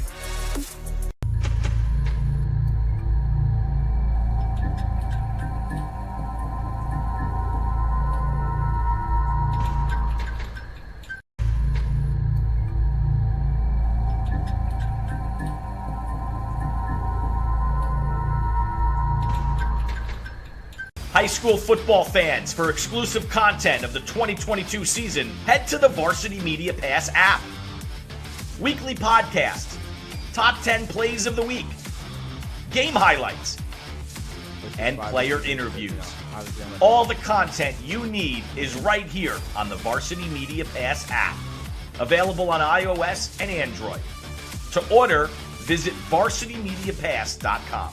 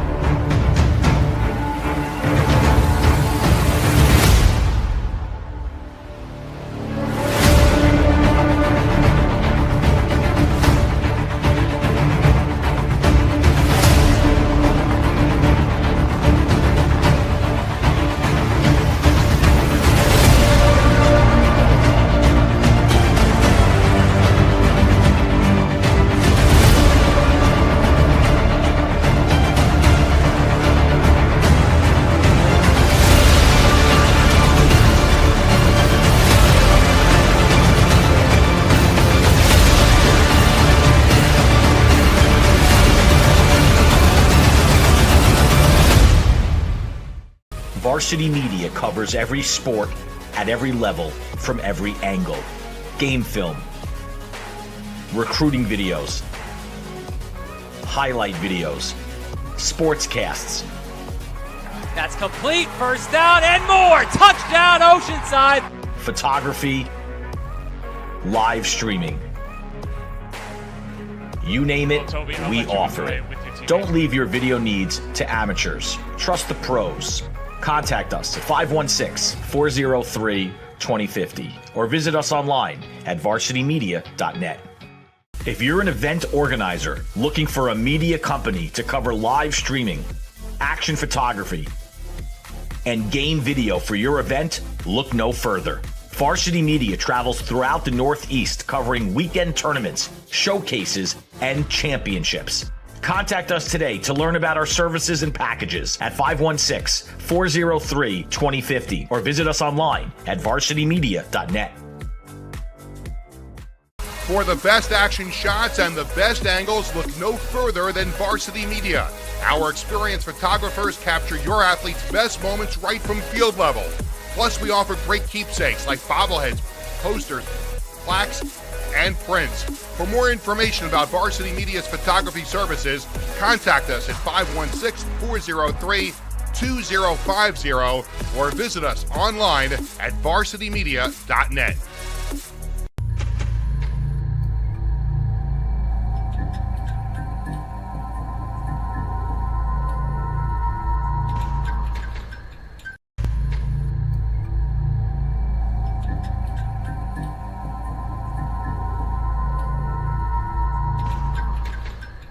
High school football fans, for exclusive content of the 2022 season, head to the Varsity Media Pass app. Weekly podcast, top 10 plays of the week, game highlights, and player interviews. All the content you need is right here on the Varsity Media Pass app. Available on iOS and Android. To order, visit Varsity Media. Second half about to get underway here on the Varsity Media Sports Network. And Ben, you looked like you were having a blast. The halftime of a lifetime for Ben Turchin. We have to thank John Cavallo, Semper Fame, Gourmet Grill and Barbecue. All of us are just, it's delicious, the food. I can't say enough. Gavin, he even brought a taco salad for you to try, the vegetarian. He covered us all. But our director, AJ, enjoying the ribs. Our camera guy, Mike, and Humesh enjoying the wraps with the brisket and the bacon and the mac and cheese. It was delicious. And I think we were talking about it amongst ourselves in the break. That may be, I don't want to hurt anybody's feelings. I have to be political in this. That may have been the best food review we've done since we've been doing this for over 2 years. It was that good. I'd like a food review power rankings graphic, but I know you do a lot of work throughout the week. But if you want to throw one more, we got to be careful. We don't want to hurt anybody's feelings. By the way, I should tell you this: we have a bonus food review today, Gavin. Yeah. The Carey Dad's Snack Shack, which is known to be one of the best on the island.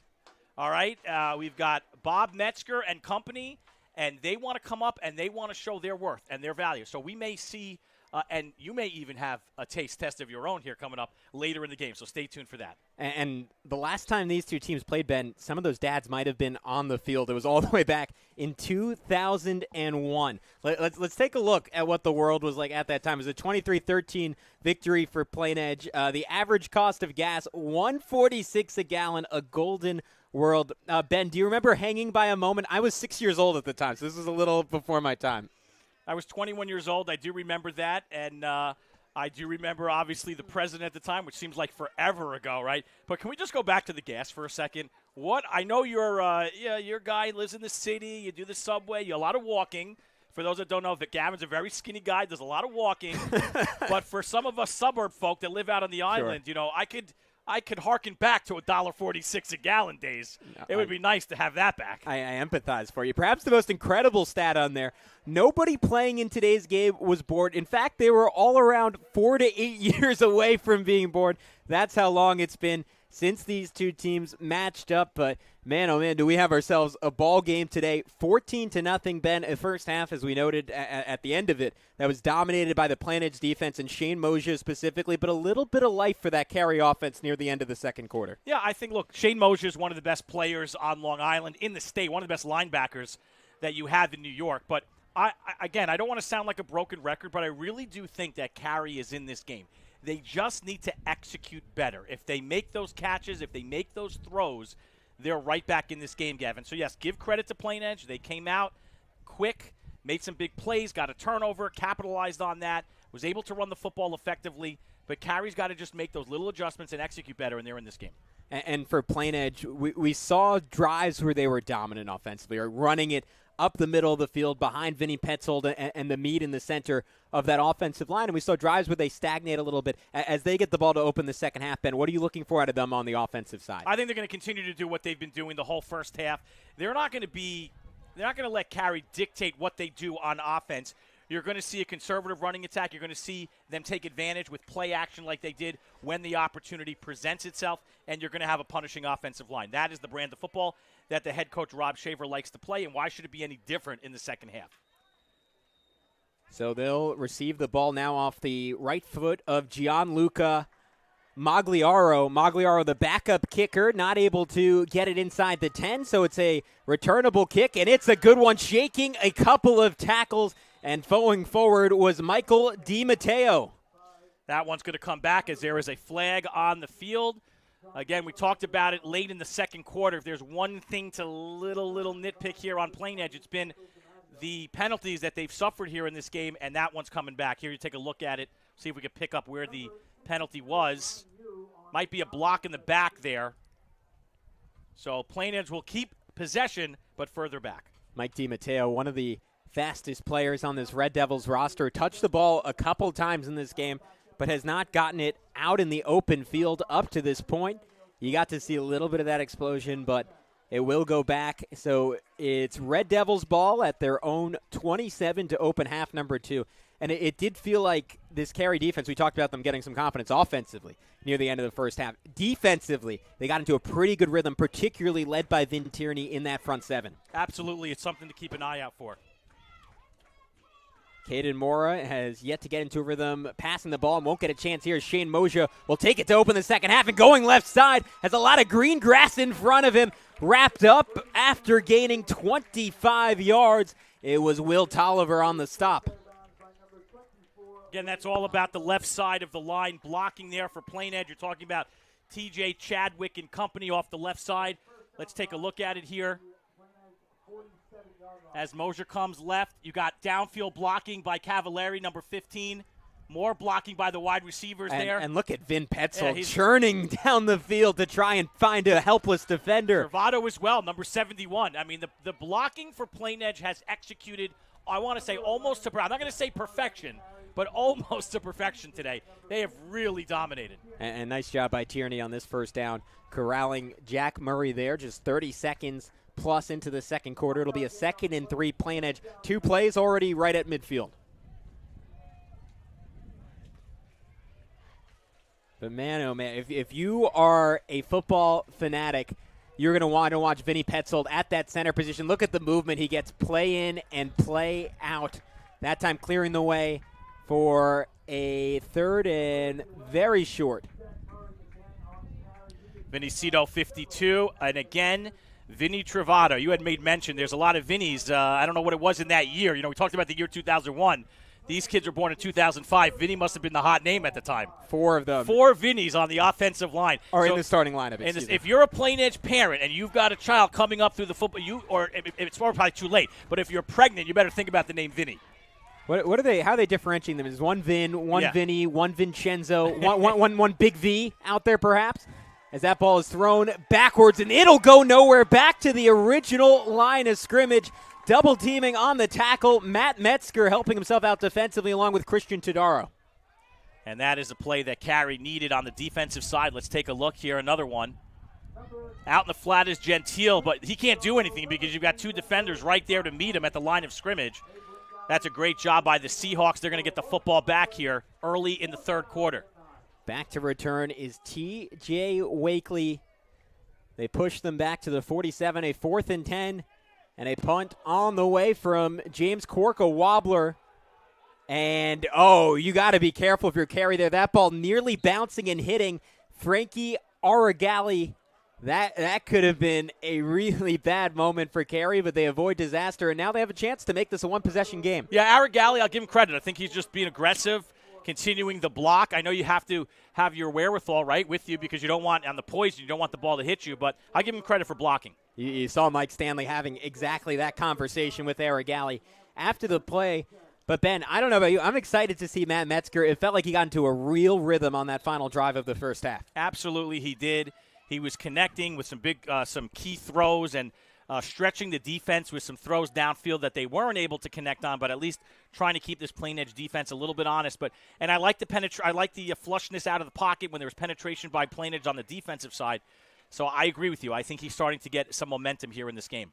Ben Rose starting the second half at running back, another junior, as now they'll pull in Will Tolliver, and the give will be to Tolliver, and Tolliver stopped by who else? Shane Moja. Mosier with the penetration in the backfield. You have to account for him. You cannot forget to block him. I know he's the linebacker position. He's second level on defense. But if you don't account for 32, he's going to be in your backfield making plays, and he did that right there. Just so decisive going to the ball. It feels like as a senior, and look, this is a guy sophomore year, junior year. He led this team in tackles, was already a first-team All-State performer a year ago. But Rob Shaver says there's no hesitation now. He sees things and he makes plays. And you got to give credit to the Plainedge defensive line for making those reads clear, but Mosier always seems to take advantage. 100% right. Whole defense is executing in this entire game. They're really amped up for this one. Ferradosa in motion, but Metzger never had a chance to get that ball off as shooting into the gap was Marcelo Licata. As good as Mosier has played, I would put Licata right there with him for the defensive MVP for Plainedge in this game. Marcelo Licata is the second best defensive player in this game today. There's no doubt about it. Another guy who's come through this program. He's been playing football since he's been 5 years old, and he's had older brothers. It's a culture. It's a culture thing, and Marcelo is the recipient of that as well for this Plainedge team. And I agree with you. If or you want to go 1A, 1B, you want to say it's Mosier, you want to say it's him. Regardless, it's working right now for the Red Devils. Licata was the MVP of the junior varsity offensive line during that 2021 COVID spring season, came up and immediately a couple months later became a fixture on a Long Island championship team as that passes up Main Street and just inches away from being caught by Michael Verdosa, who again got the better of his individual matchup. Metzger's been a little off on that deep pass all game. Gavin, this is the difference of the game right now. It's just these little pieces of execution that Carey's not able to grab here. Another 2 inches, and that's a catch, a big play, and they're just not able to capitalize. And Carey not even thinking about going for it on 4th and 10, and why would they with the way their defense is playing? So it'll be Matt Metzger punting for the 6th time in this ball game. That snap high and over his head. Metzger's going to have to make something out of it. Gets the ball and gets a strong kick. It only goes a couple yards past the first down marker, but given what happened there, it could have been a lot worse as a flag comes in late. Yeah, you're going to have the ball spotted at about the 46-yard line, but on the other side of the field, on the opposite side, the Plainedge side, a flag flew. And I don't know if this is going to be on the coaching staff, if something was said, if they were on the field. We have to wait and see what the call is, but this may be going further back here. And you said it. Matt Metzger, he made something out of nothing there. That might have been the play of the game for Metzger, which I'm outside of maybe that escape on that final drive of the second quarter. Regardless, should be good field goal position, or rather good field position for Plainedge as we await the designation on this penalty. See if it's a sideline warning or personal foul. They're still talking it over. The referees and officials are still trying to figure out exactly what the call is going to be here as they're huddled up at the 45-yard line. And you see Mike Stanley coming out saying, what's going on here? What's the call? And actually, this might wind up being on Carey because they're moving the football into Carey territory. All the way up to the 39, which I wonder if there was a personal foul because that's about 15 yards further up than where the ball landed. And if it was on the far side of the field. We didn't catch it because our eyes were glued to the punt, and Metzger did such a good job getting it away. So it happened on the opposite side, which unfortunately we didn't catch. So Mosier will jaunt right side. And it'll be a stroll in the park for Shane Mosier, an easy 7. Yep, just the Red Devils, switching sides where they want to run the football. They've had success on the left side, and this time they're trying the right side of the field, and you've got the blocking by Vinny Cito, number 52, the junior. You've also got the wide receiver blocking on the right side. No, Gentile was involved in that. Sets up a 2nd and short for Plainedge. Again to Mosier. Mosier will try the left side. So decisive and so much power. 2 different tacklers had an ankle, and Mosier said, you know what, I'm just going to take 4 more yards. And we'll take a look at the replay. All you're seeing here is fundamental running. He lowers the shoulder, he gets down low, and that's how he's able to break the tackles and get more yards. That's just a great football player doing a great football move. And you see some of the weightlifting numbers for Shane Mosier. You almost can't believe it. The guy squatting over 500 pounds, just ridiculous as he takes another carry, this time inside the 15. It was blasted that time by Vinny Tierney, number 58, so he paid for it, and Mosier's kind of limping as he comes off the field out of bounds.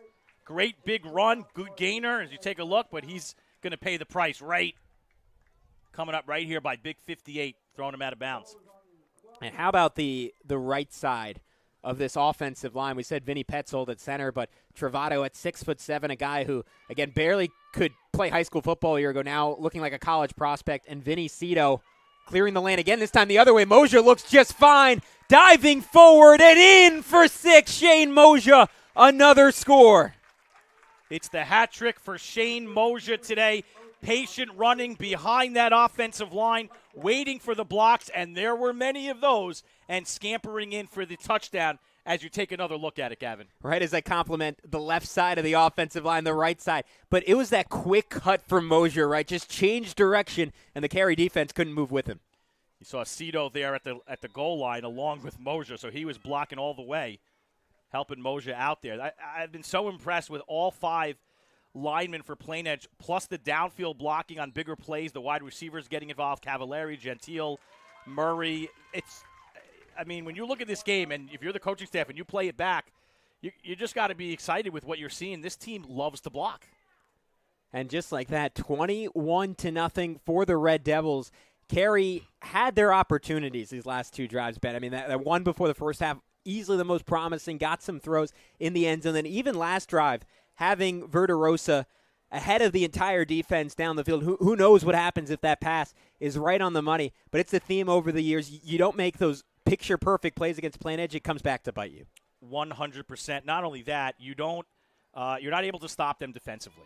And we talked about the offensive line. They're executing. You have a guy like Shane Mosier. Let's be honest. The best player on the field today is Shane Mosier. He's got 3 touchdowns. He's making plays defensively. He's making plays offensively. He has an interception. By the way, he's had an interception for a touchdown. So he's got 2 offensive touchdowns and a defensive touchdown.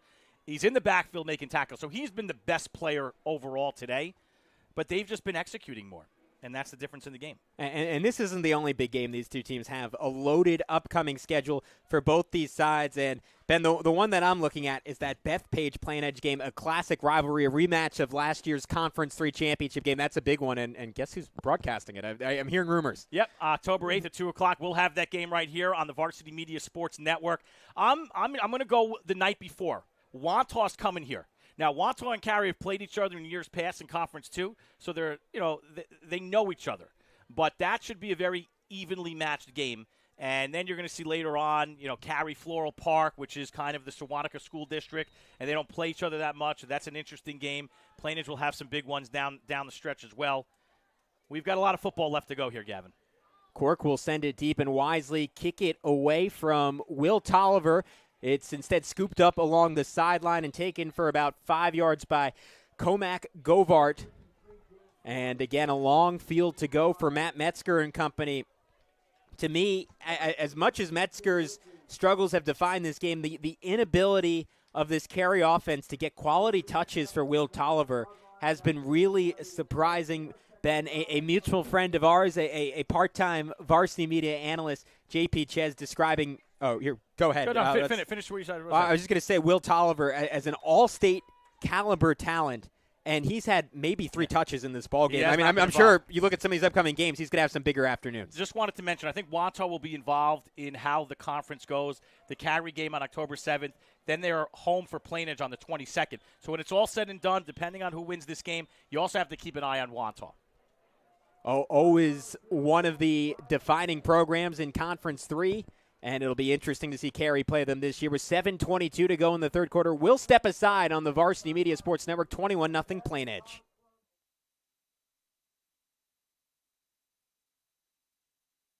An event organizer looking for a media company to cover live streaming, action photography, and game video for your event? Look no further. Varsity Media travels throughout the Northeast covering weekend tournaments, showcases, and championships. Contact us today to learn about our services and packages at 516-403-2050 or visit us online at varsitymedia.net. An event organizer looking for a media company to cover live streaming, action photography.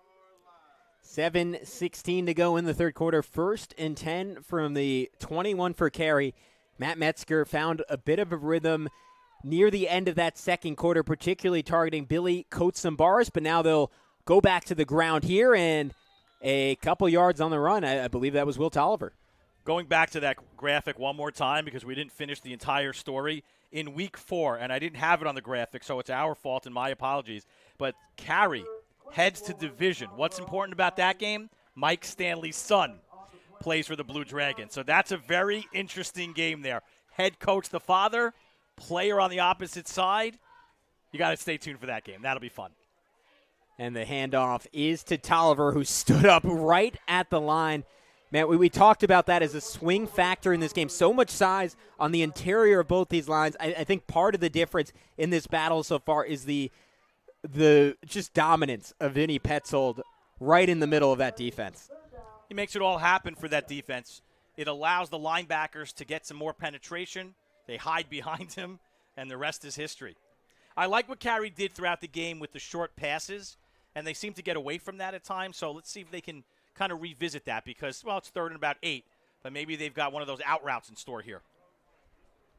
Tolliver staying into block. Metzger rolling that direction, now dealing with some heat. Metzger tries to turn on the heat, shakes the tackle from Mosier, spins forward, should be just enough for a first down thanks to a Herculean effort from Matt Metzger.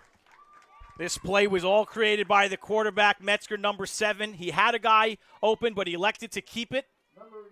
Had some running room. There's Mosier laying the wood, but give credit to Metzger because he had the balance and the wherewithal to fight for those extra couple of yards. That was the difference in getting the first. And that's the work in the weight room over the summer. That initial acceleration to separate from Anthony DiChiaria. Matt Metzger flashing some of that same athletic ability he showed a week ago on that 73-yard touchdown run.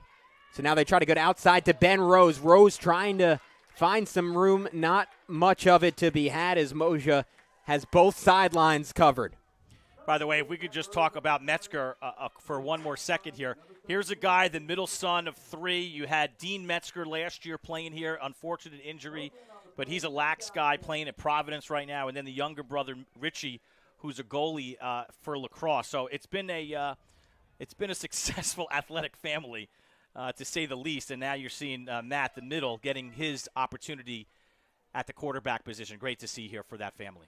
And he's looking left side, and that ball just a little low in the dirt as he was trying to connect with Coates-Sambaris. It's almost, I get the feeling this entire game, just the respect level Matt Metzger has for the team speed of Plainedge defensively. You see him putting those balls low and outside, Ben. He doesn't want a pick 6 running the other way. We already saw Mosier get 1 in this game. We'll see what happens here. They're going to have to find something in the air unless Metzger is able to, again, fight for those extra yards. You know Mosier's lurking here in the middle of the field, but they're going to throw this up. The fake to Will Tolliver, pass over the middle, and again, it was too far out in front for Robert Zitarosa.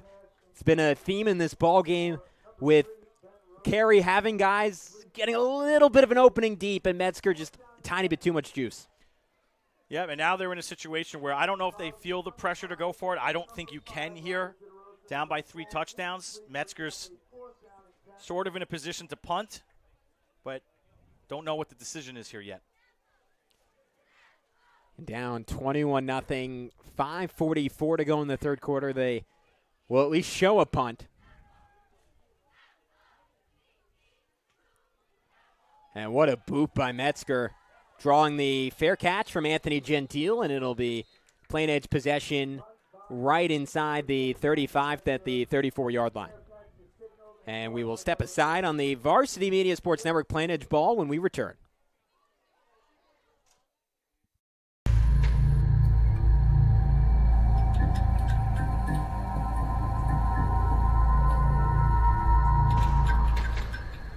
For the best action shots and the best angles, look no further than Varsity Media. Our experienced photographers capture your athletes' best moments right from field level. Plus, we offer great keepsakes like bobbleheads, posters, plaques, and prints. For more information about Varsity Media's photography services, contact us at 516-403-2050 or visit us online at varsitymedia.net. So 1st and 10 for the Red Devils, and we thought this would sort of be the testing game for Caden Moore. Has not had to do a whole lot just yet, as that run to Domenico Moscato, the backup quarterback, also part-time running back, gets stopped at the line of scrimmage. Maybe it's that Plainedge Wantagh game that's such a barometer for both teams year in and year out. I remember we had that game last year, Ben. Both teams coming in at 7-0. And again, there haven't been a lot of close games for Plainedge in Conference 3, but Wantagh, the type of competition that at least makes Rob Shaver push the limits of his players a little bit more. I agree with you, and I don't think, depending on the outcome here, that this means it's the end of the line for the Seahawks for the season. This is one of the better teams in Conference 3. They've got a top 3 seed this year, and you're going to hear from them throughout the course of the next 6 games after this one. And you may see a rematch as we take another look at the run. You may get a rematch of these two teams. Maybe it's at Hofstra. Maybe it's the first round. Who knows? But you would expect Carey to be a postseason team. So you have Wantagh on the mix. They still have to play both of these squads, and that's what you have to look out for. And Bethpage, by the way. And the point of optimism for Carey, a lot of their best players are not seniors. I mean, the 2 juniors at the running back spot, the sophomores on the defensive line. There's a lot of guys that, as this season goes along, are going to improve, are going to get better. I mean, look, they're still very much in this ballgame with 4:23 to go in the third, but if it doesn't happen today, they're going to be a different team by the end of this year. Yeah, one of those players you were talking about, underclassman, Ali Jowder, right there, making the play 99. But now you've got a 4th and short, and this is what Plainedge loves. They live for this kind of play because they're so multi-dynamic, and you're going to get a flag there as a Carey player jumps. But they're so multi-dimensional that on a 4th and 1, you just don't know where they're going to go. You don't know what to play against Plainedge. Is it going to be a QB keeper? Is it going to be a run to the left, a run to the right? Is it going to be a trap? They can do so many different things, and the blocking is exceptional. But right there, Carey gifts them the first down. And to that point, Ben, we were just talking about the young guys on the defensive line. You see the brilliance from Ali Judah one play, and then Sean McNamee, who's also had some great plays in this ballgame. He was the guy who jumped off early there. And now back to that power run game for Plainedge. This time, Vinny Cavalieri getting a try and another flag down on the field. Yeah, short yardage gain there, and got a player injured and a flag on the play. So a lot to deal with here on this one. So we will step aside on the Varsity Media Sports Network, let that get sorted out, and we'll be back in just a sec with Plainedge driving down the field. Varsity Media covers every sport at every level from every angle. Game film, recruiting videos, highlight videos, sportscasts. That's complete. First down and more. Touchdown, Oceanside. Photography, live streaming. You name it, we offer it. Don't leave your video needs to amateurs. Trust the pros. Contact us at 516-403-2050 or visit us online at varsitymedia.net. Varsity Media covers every sport at every level from every angle. Game film, recruiting videos, highlight videos, sportscasts. That's complete. First down and more. Touchdown, Oceanside. Photography, live streaming. You name it, we offer it. Don't leave your video needs to amateurs. Trust the pros. Contact us at 516-403-2050 or visit us online at varsitymedia.net.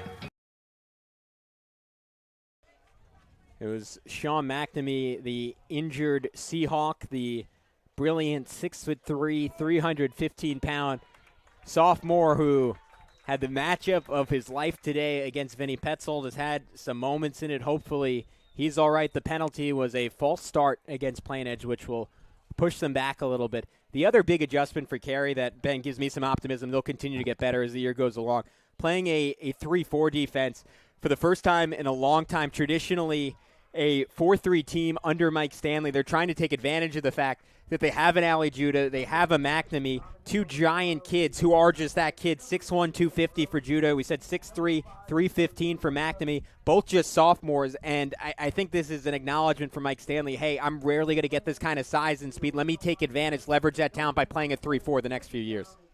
And it's something that when you have a younger team and you're playing a new defense, it's something you have to learn. And it could take a while to really fully get it under your grasp.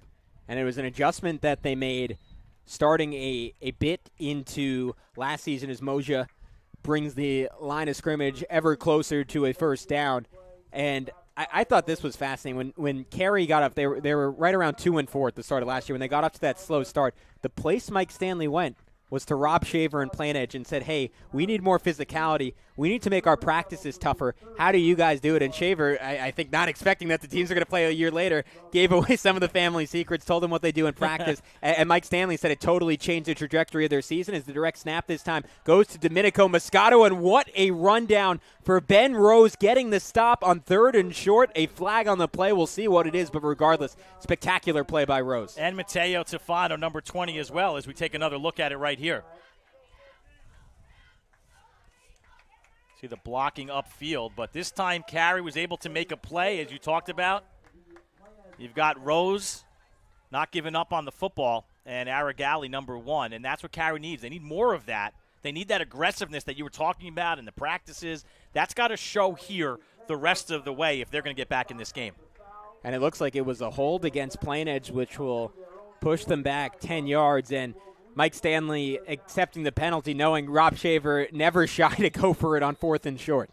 One of our keys to the game for the Red Devils was minimizing penalties, and if there's one thing when Coach Shaver and the staff looks at this film, because they're going to be happy with a lot, the blocking, the running, the defense, but they have to clean up the penalties. That's one thing that has plagued them today is penalties at the inopportune time, and it rears its ugly head again here.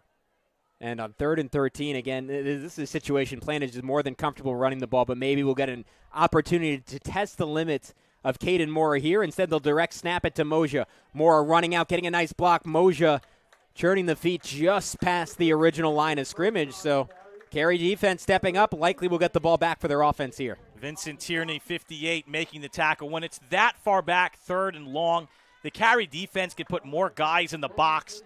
They don't think Plainedge is going to throw the football.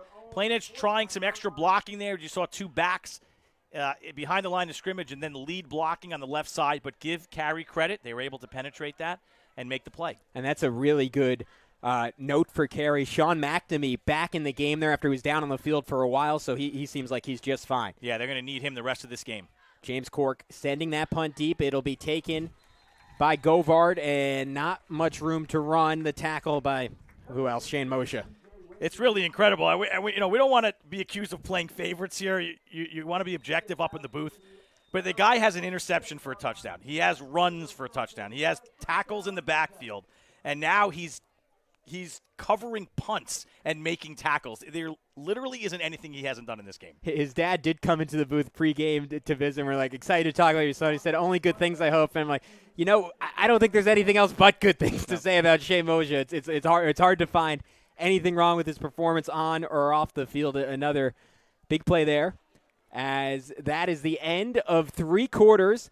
We will have a treat, a taste test. Ben, I don't know, you want to stick here and get this in right now? We'll take a break, and then we'll set up for it. All right, big taste test coming up. Some of the best food in all of Long Island to be consumed on the Varsity Media Sports Network next. It's 21-0 Plainedge when we come back on the Varsity Media Sports Network.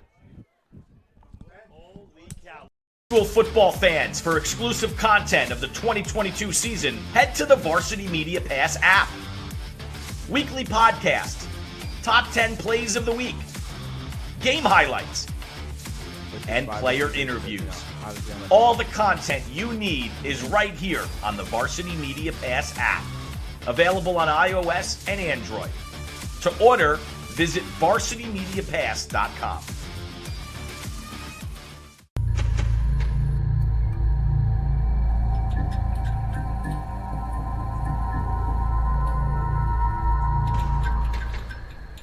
Football fans, for exclusive content of the 2022 season, head to the Varsity Media Pass app. Weekly podcast, top 10 plays. As we are back, joined by Mike Schiavelli, president of the Carey Dad Club, and what a treat for us.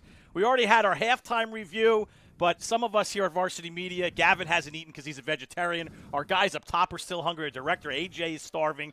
So we called in the Dad's Club to come on up from the booth, and here they are. Mike, thank you so much. What did you bring us today? Ben, we brought you some of our famous sausage and peppers that has been a long-time legacy here at the Carey Dad's Club.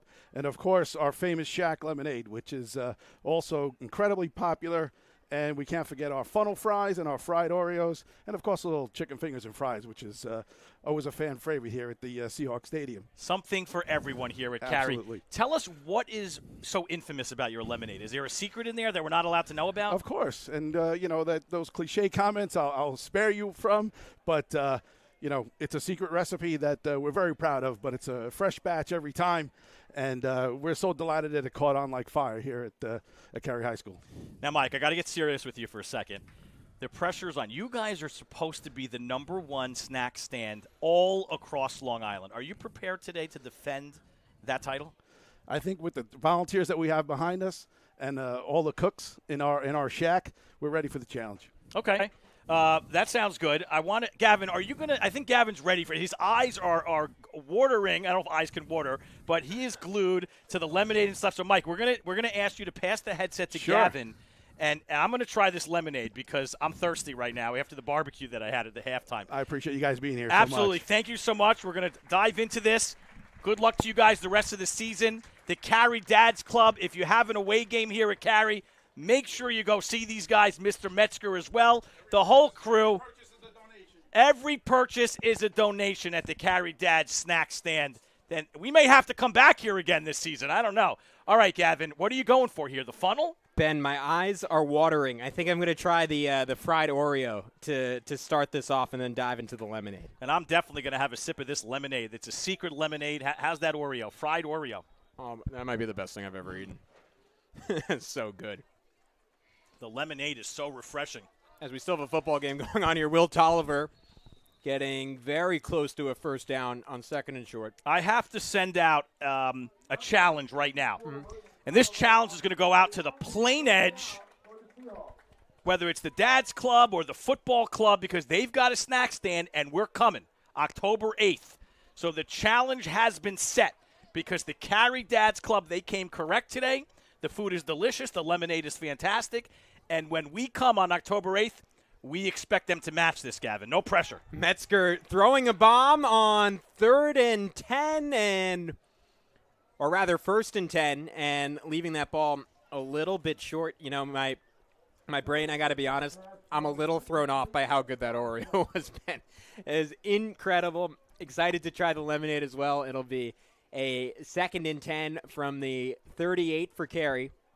You know, we're very fortunate at Varsity Media. We get to know a lot of the parents because we filmed for some of these kids, even at the youth level, for Carey, the Franklin Warriors, and for Plainedge, the Plainedge Bobcats, and a lot of these players play lacrosse, whether it be for Igloo Lacrosse or other organizations. The point is we get to know these players and the families and the parents, and they've always treated us so well. So we have to thank them with the Metzgers and the Plainedge parents as well on that side of it. And you get to know these kids, great kids on both sides of the football, playing football together for so many years. And it's just a joy to be out there. You know, it's great to cover football, but it's even better when you know you're covering two teams with great people behind the scenes. Yeah, and you get Shane Mosier's dad in there. You get Matt Metzger's dad in here. It's cool. You get to meet the men behind these really talented young men. As Metzger looking to show off that talent right here.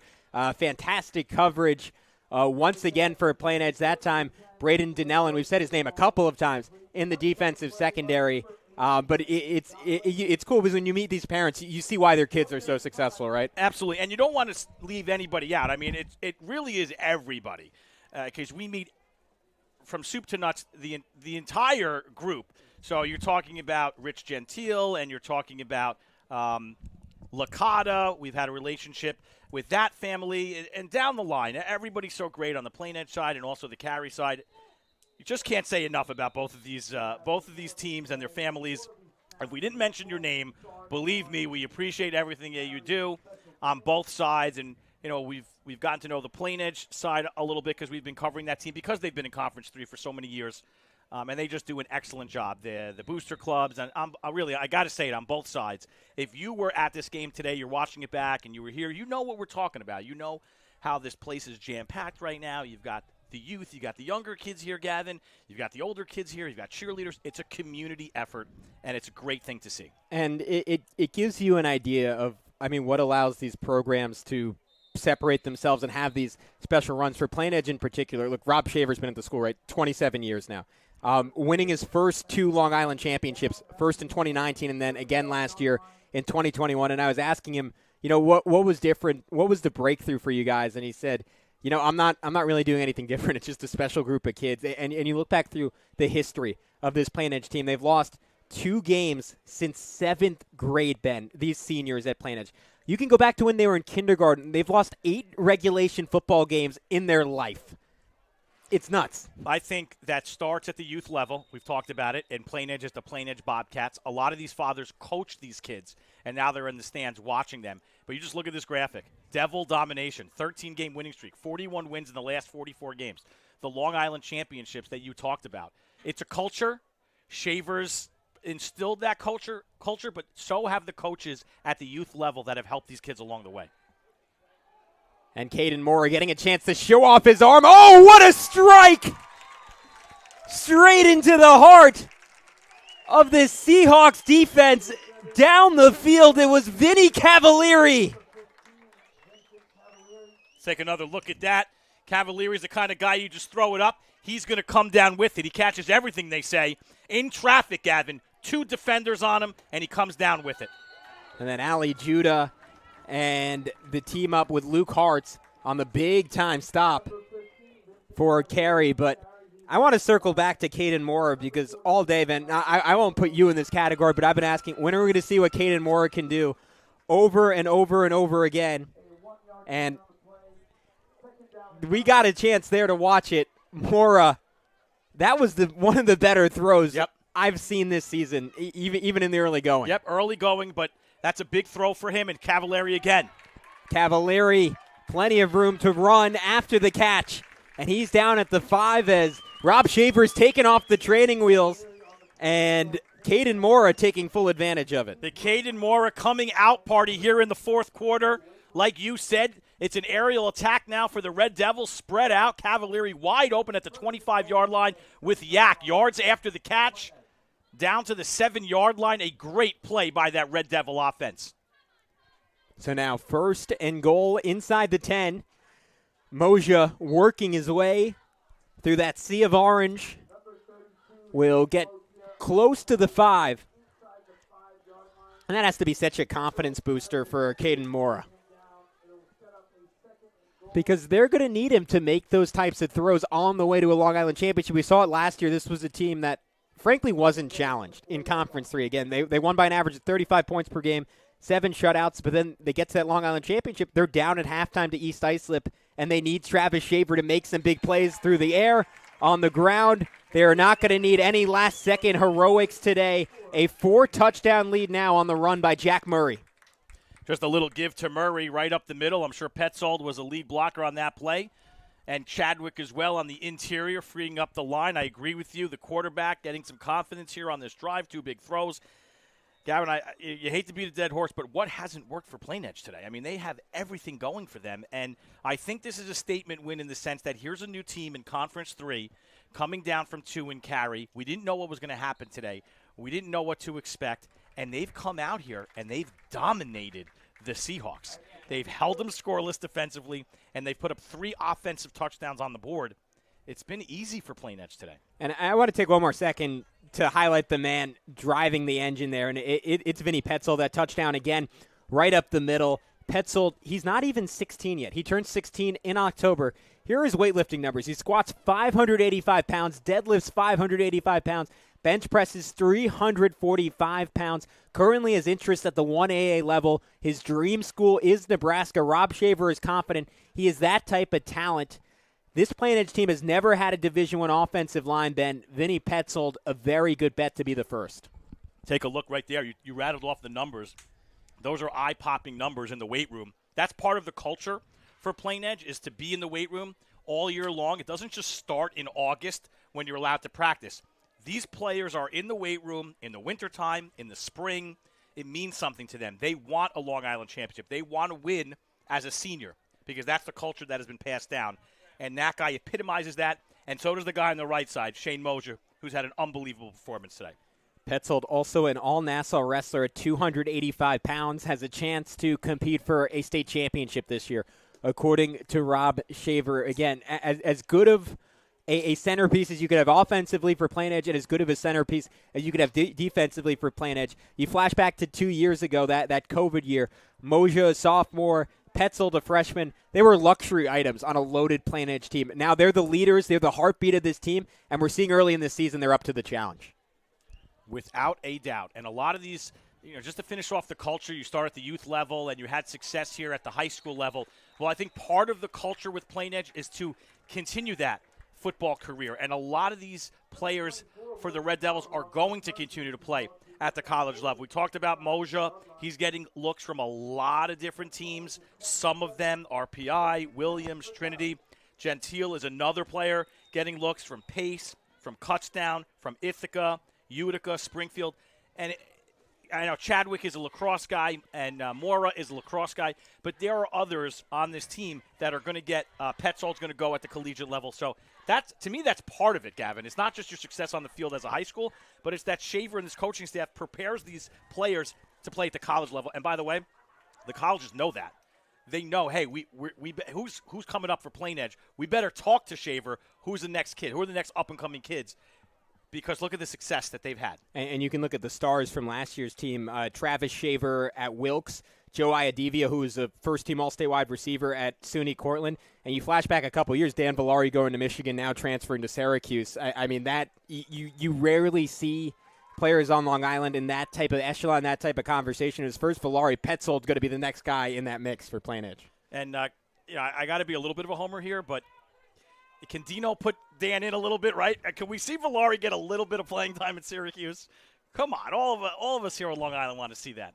Hometown kid, man. I mean, he was sort of the Shane Mosey of offense, just one of the more dominant players we have seen in the last 10 years on Long Island. And we talk about team and how these players will do anything for the team.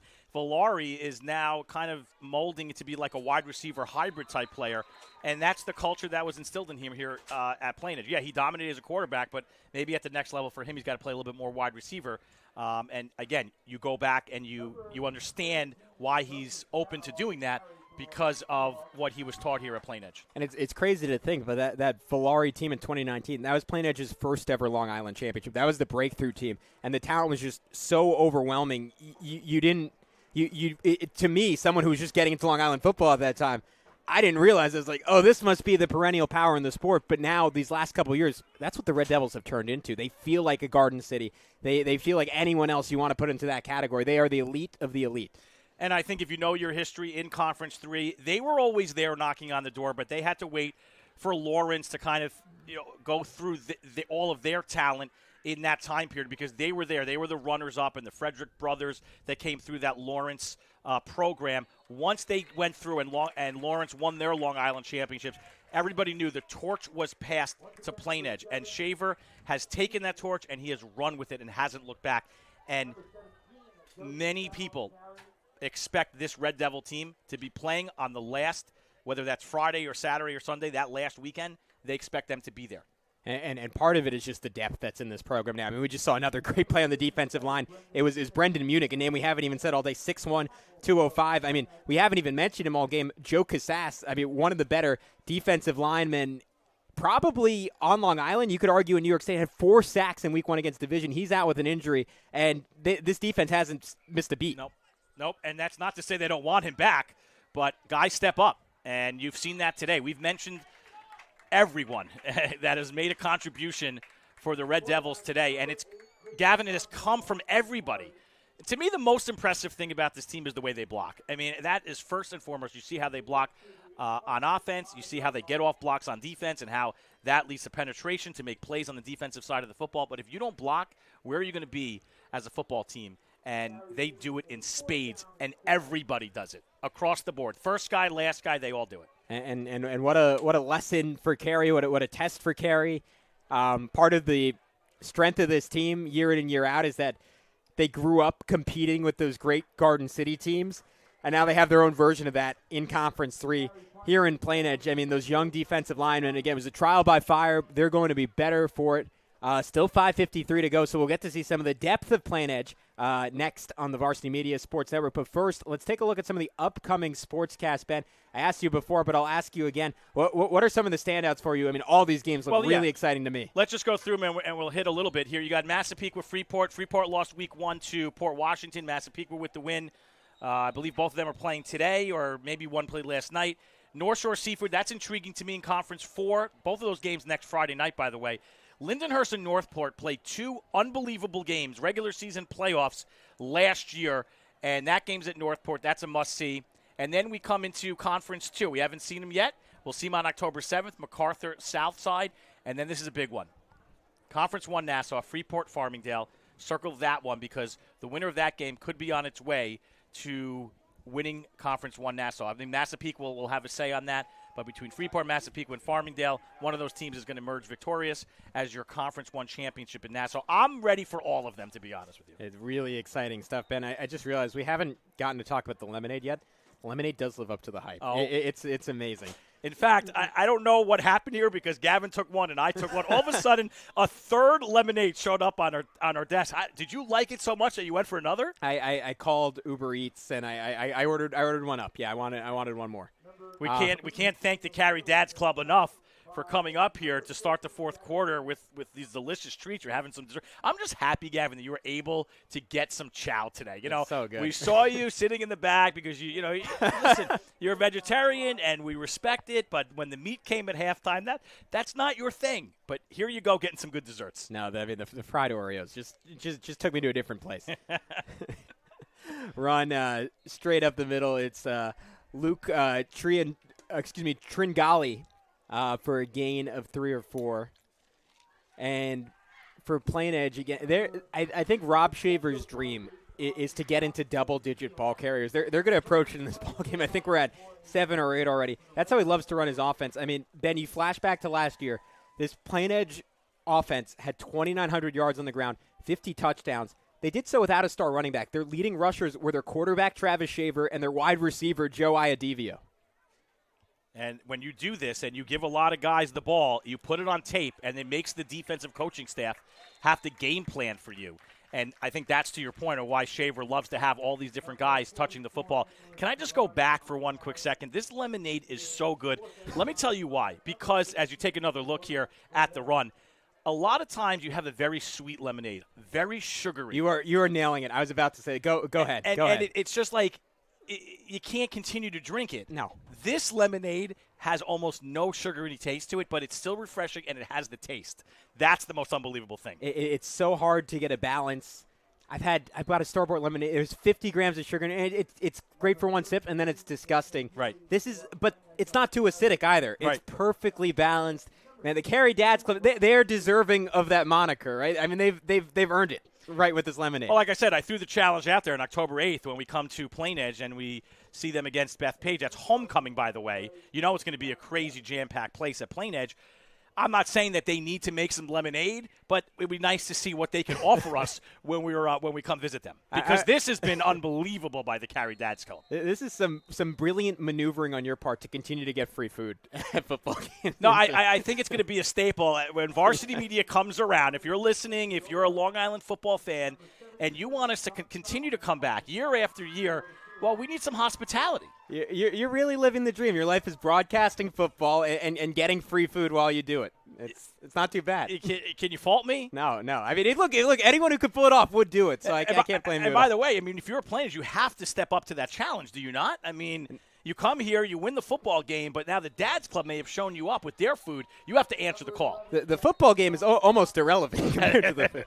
As we're seeing some of the depth of Plainedge down the stretch here, Nicholas Girardi, Daniel Healy both getting involved. The clock stops at 52.5 seconds, but I think they're just going to let it run out with both teams getting ready to meet at midfield. So a dominant 28-0 win for Plainedge over Carey. Ben Turchin, what are your takeaways from this one? We came into this game, we were excited for this one because we weren't sure what to expect. We talked about it being the unknown. These two teams have not faced each other prior to today since 2001. And I think what you learned today is that Plainedge is still the top dog, obviously, in Conference 3, and they executed everywhere. I think Carey is going to be there at the end of the season. They need to execute a little bit better. The passing plays were there. Some running plays were there. But it's about Plainedge. They dominated this game today, 28-0. They're still the top dogs in Conference 3. You look at that young defensive line for Carey, a new defense for the Seahawks. Matt Metzger, he was a wide receiver this time last year, still getting into the rhythm of things at the quarterback position. There's a lot of promising talent on that Carey side, but Plainedge sent a message. You come down to Conference 3. We own it right now. 2 of the last 3 Long Island Championships, winners now of 42 of their last 45 games, a 14-game winning streak. To be the best, you got to beat the best, and it's the Plainedge Red Devils right now. A big thanks to our entire crew. AJ, our fantastic producer, our cameraman up top who got fed and deserved it because they did great work all day. My partner, Ben Turchin, the Carey dads for feeding us the delicious lunch we got at halftime, and a dominant win for the Red Devils, 28-0 over the Carey Seahawks, and that is it for this one on the Varsity Media Sports Network.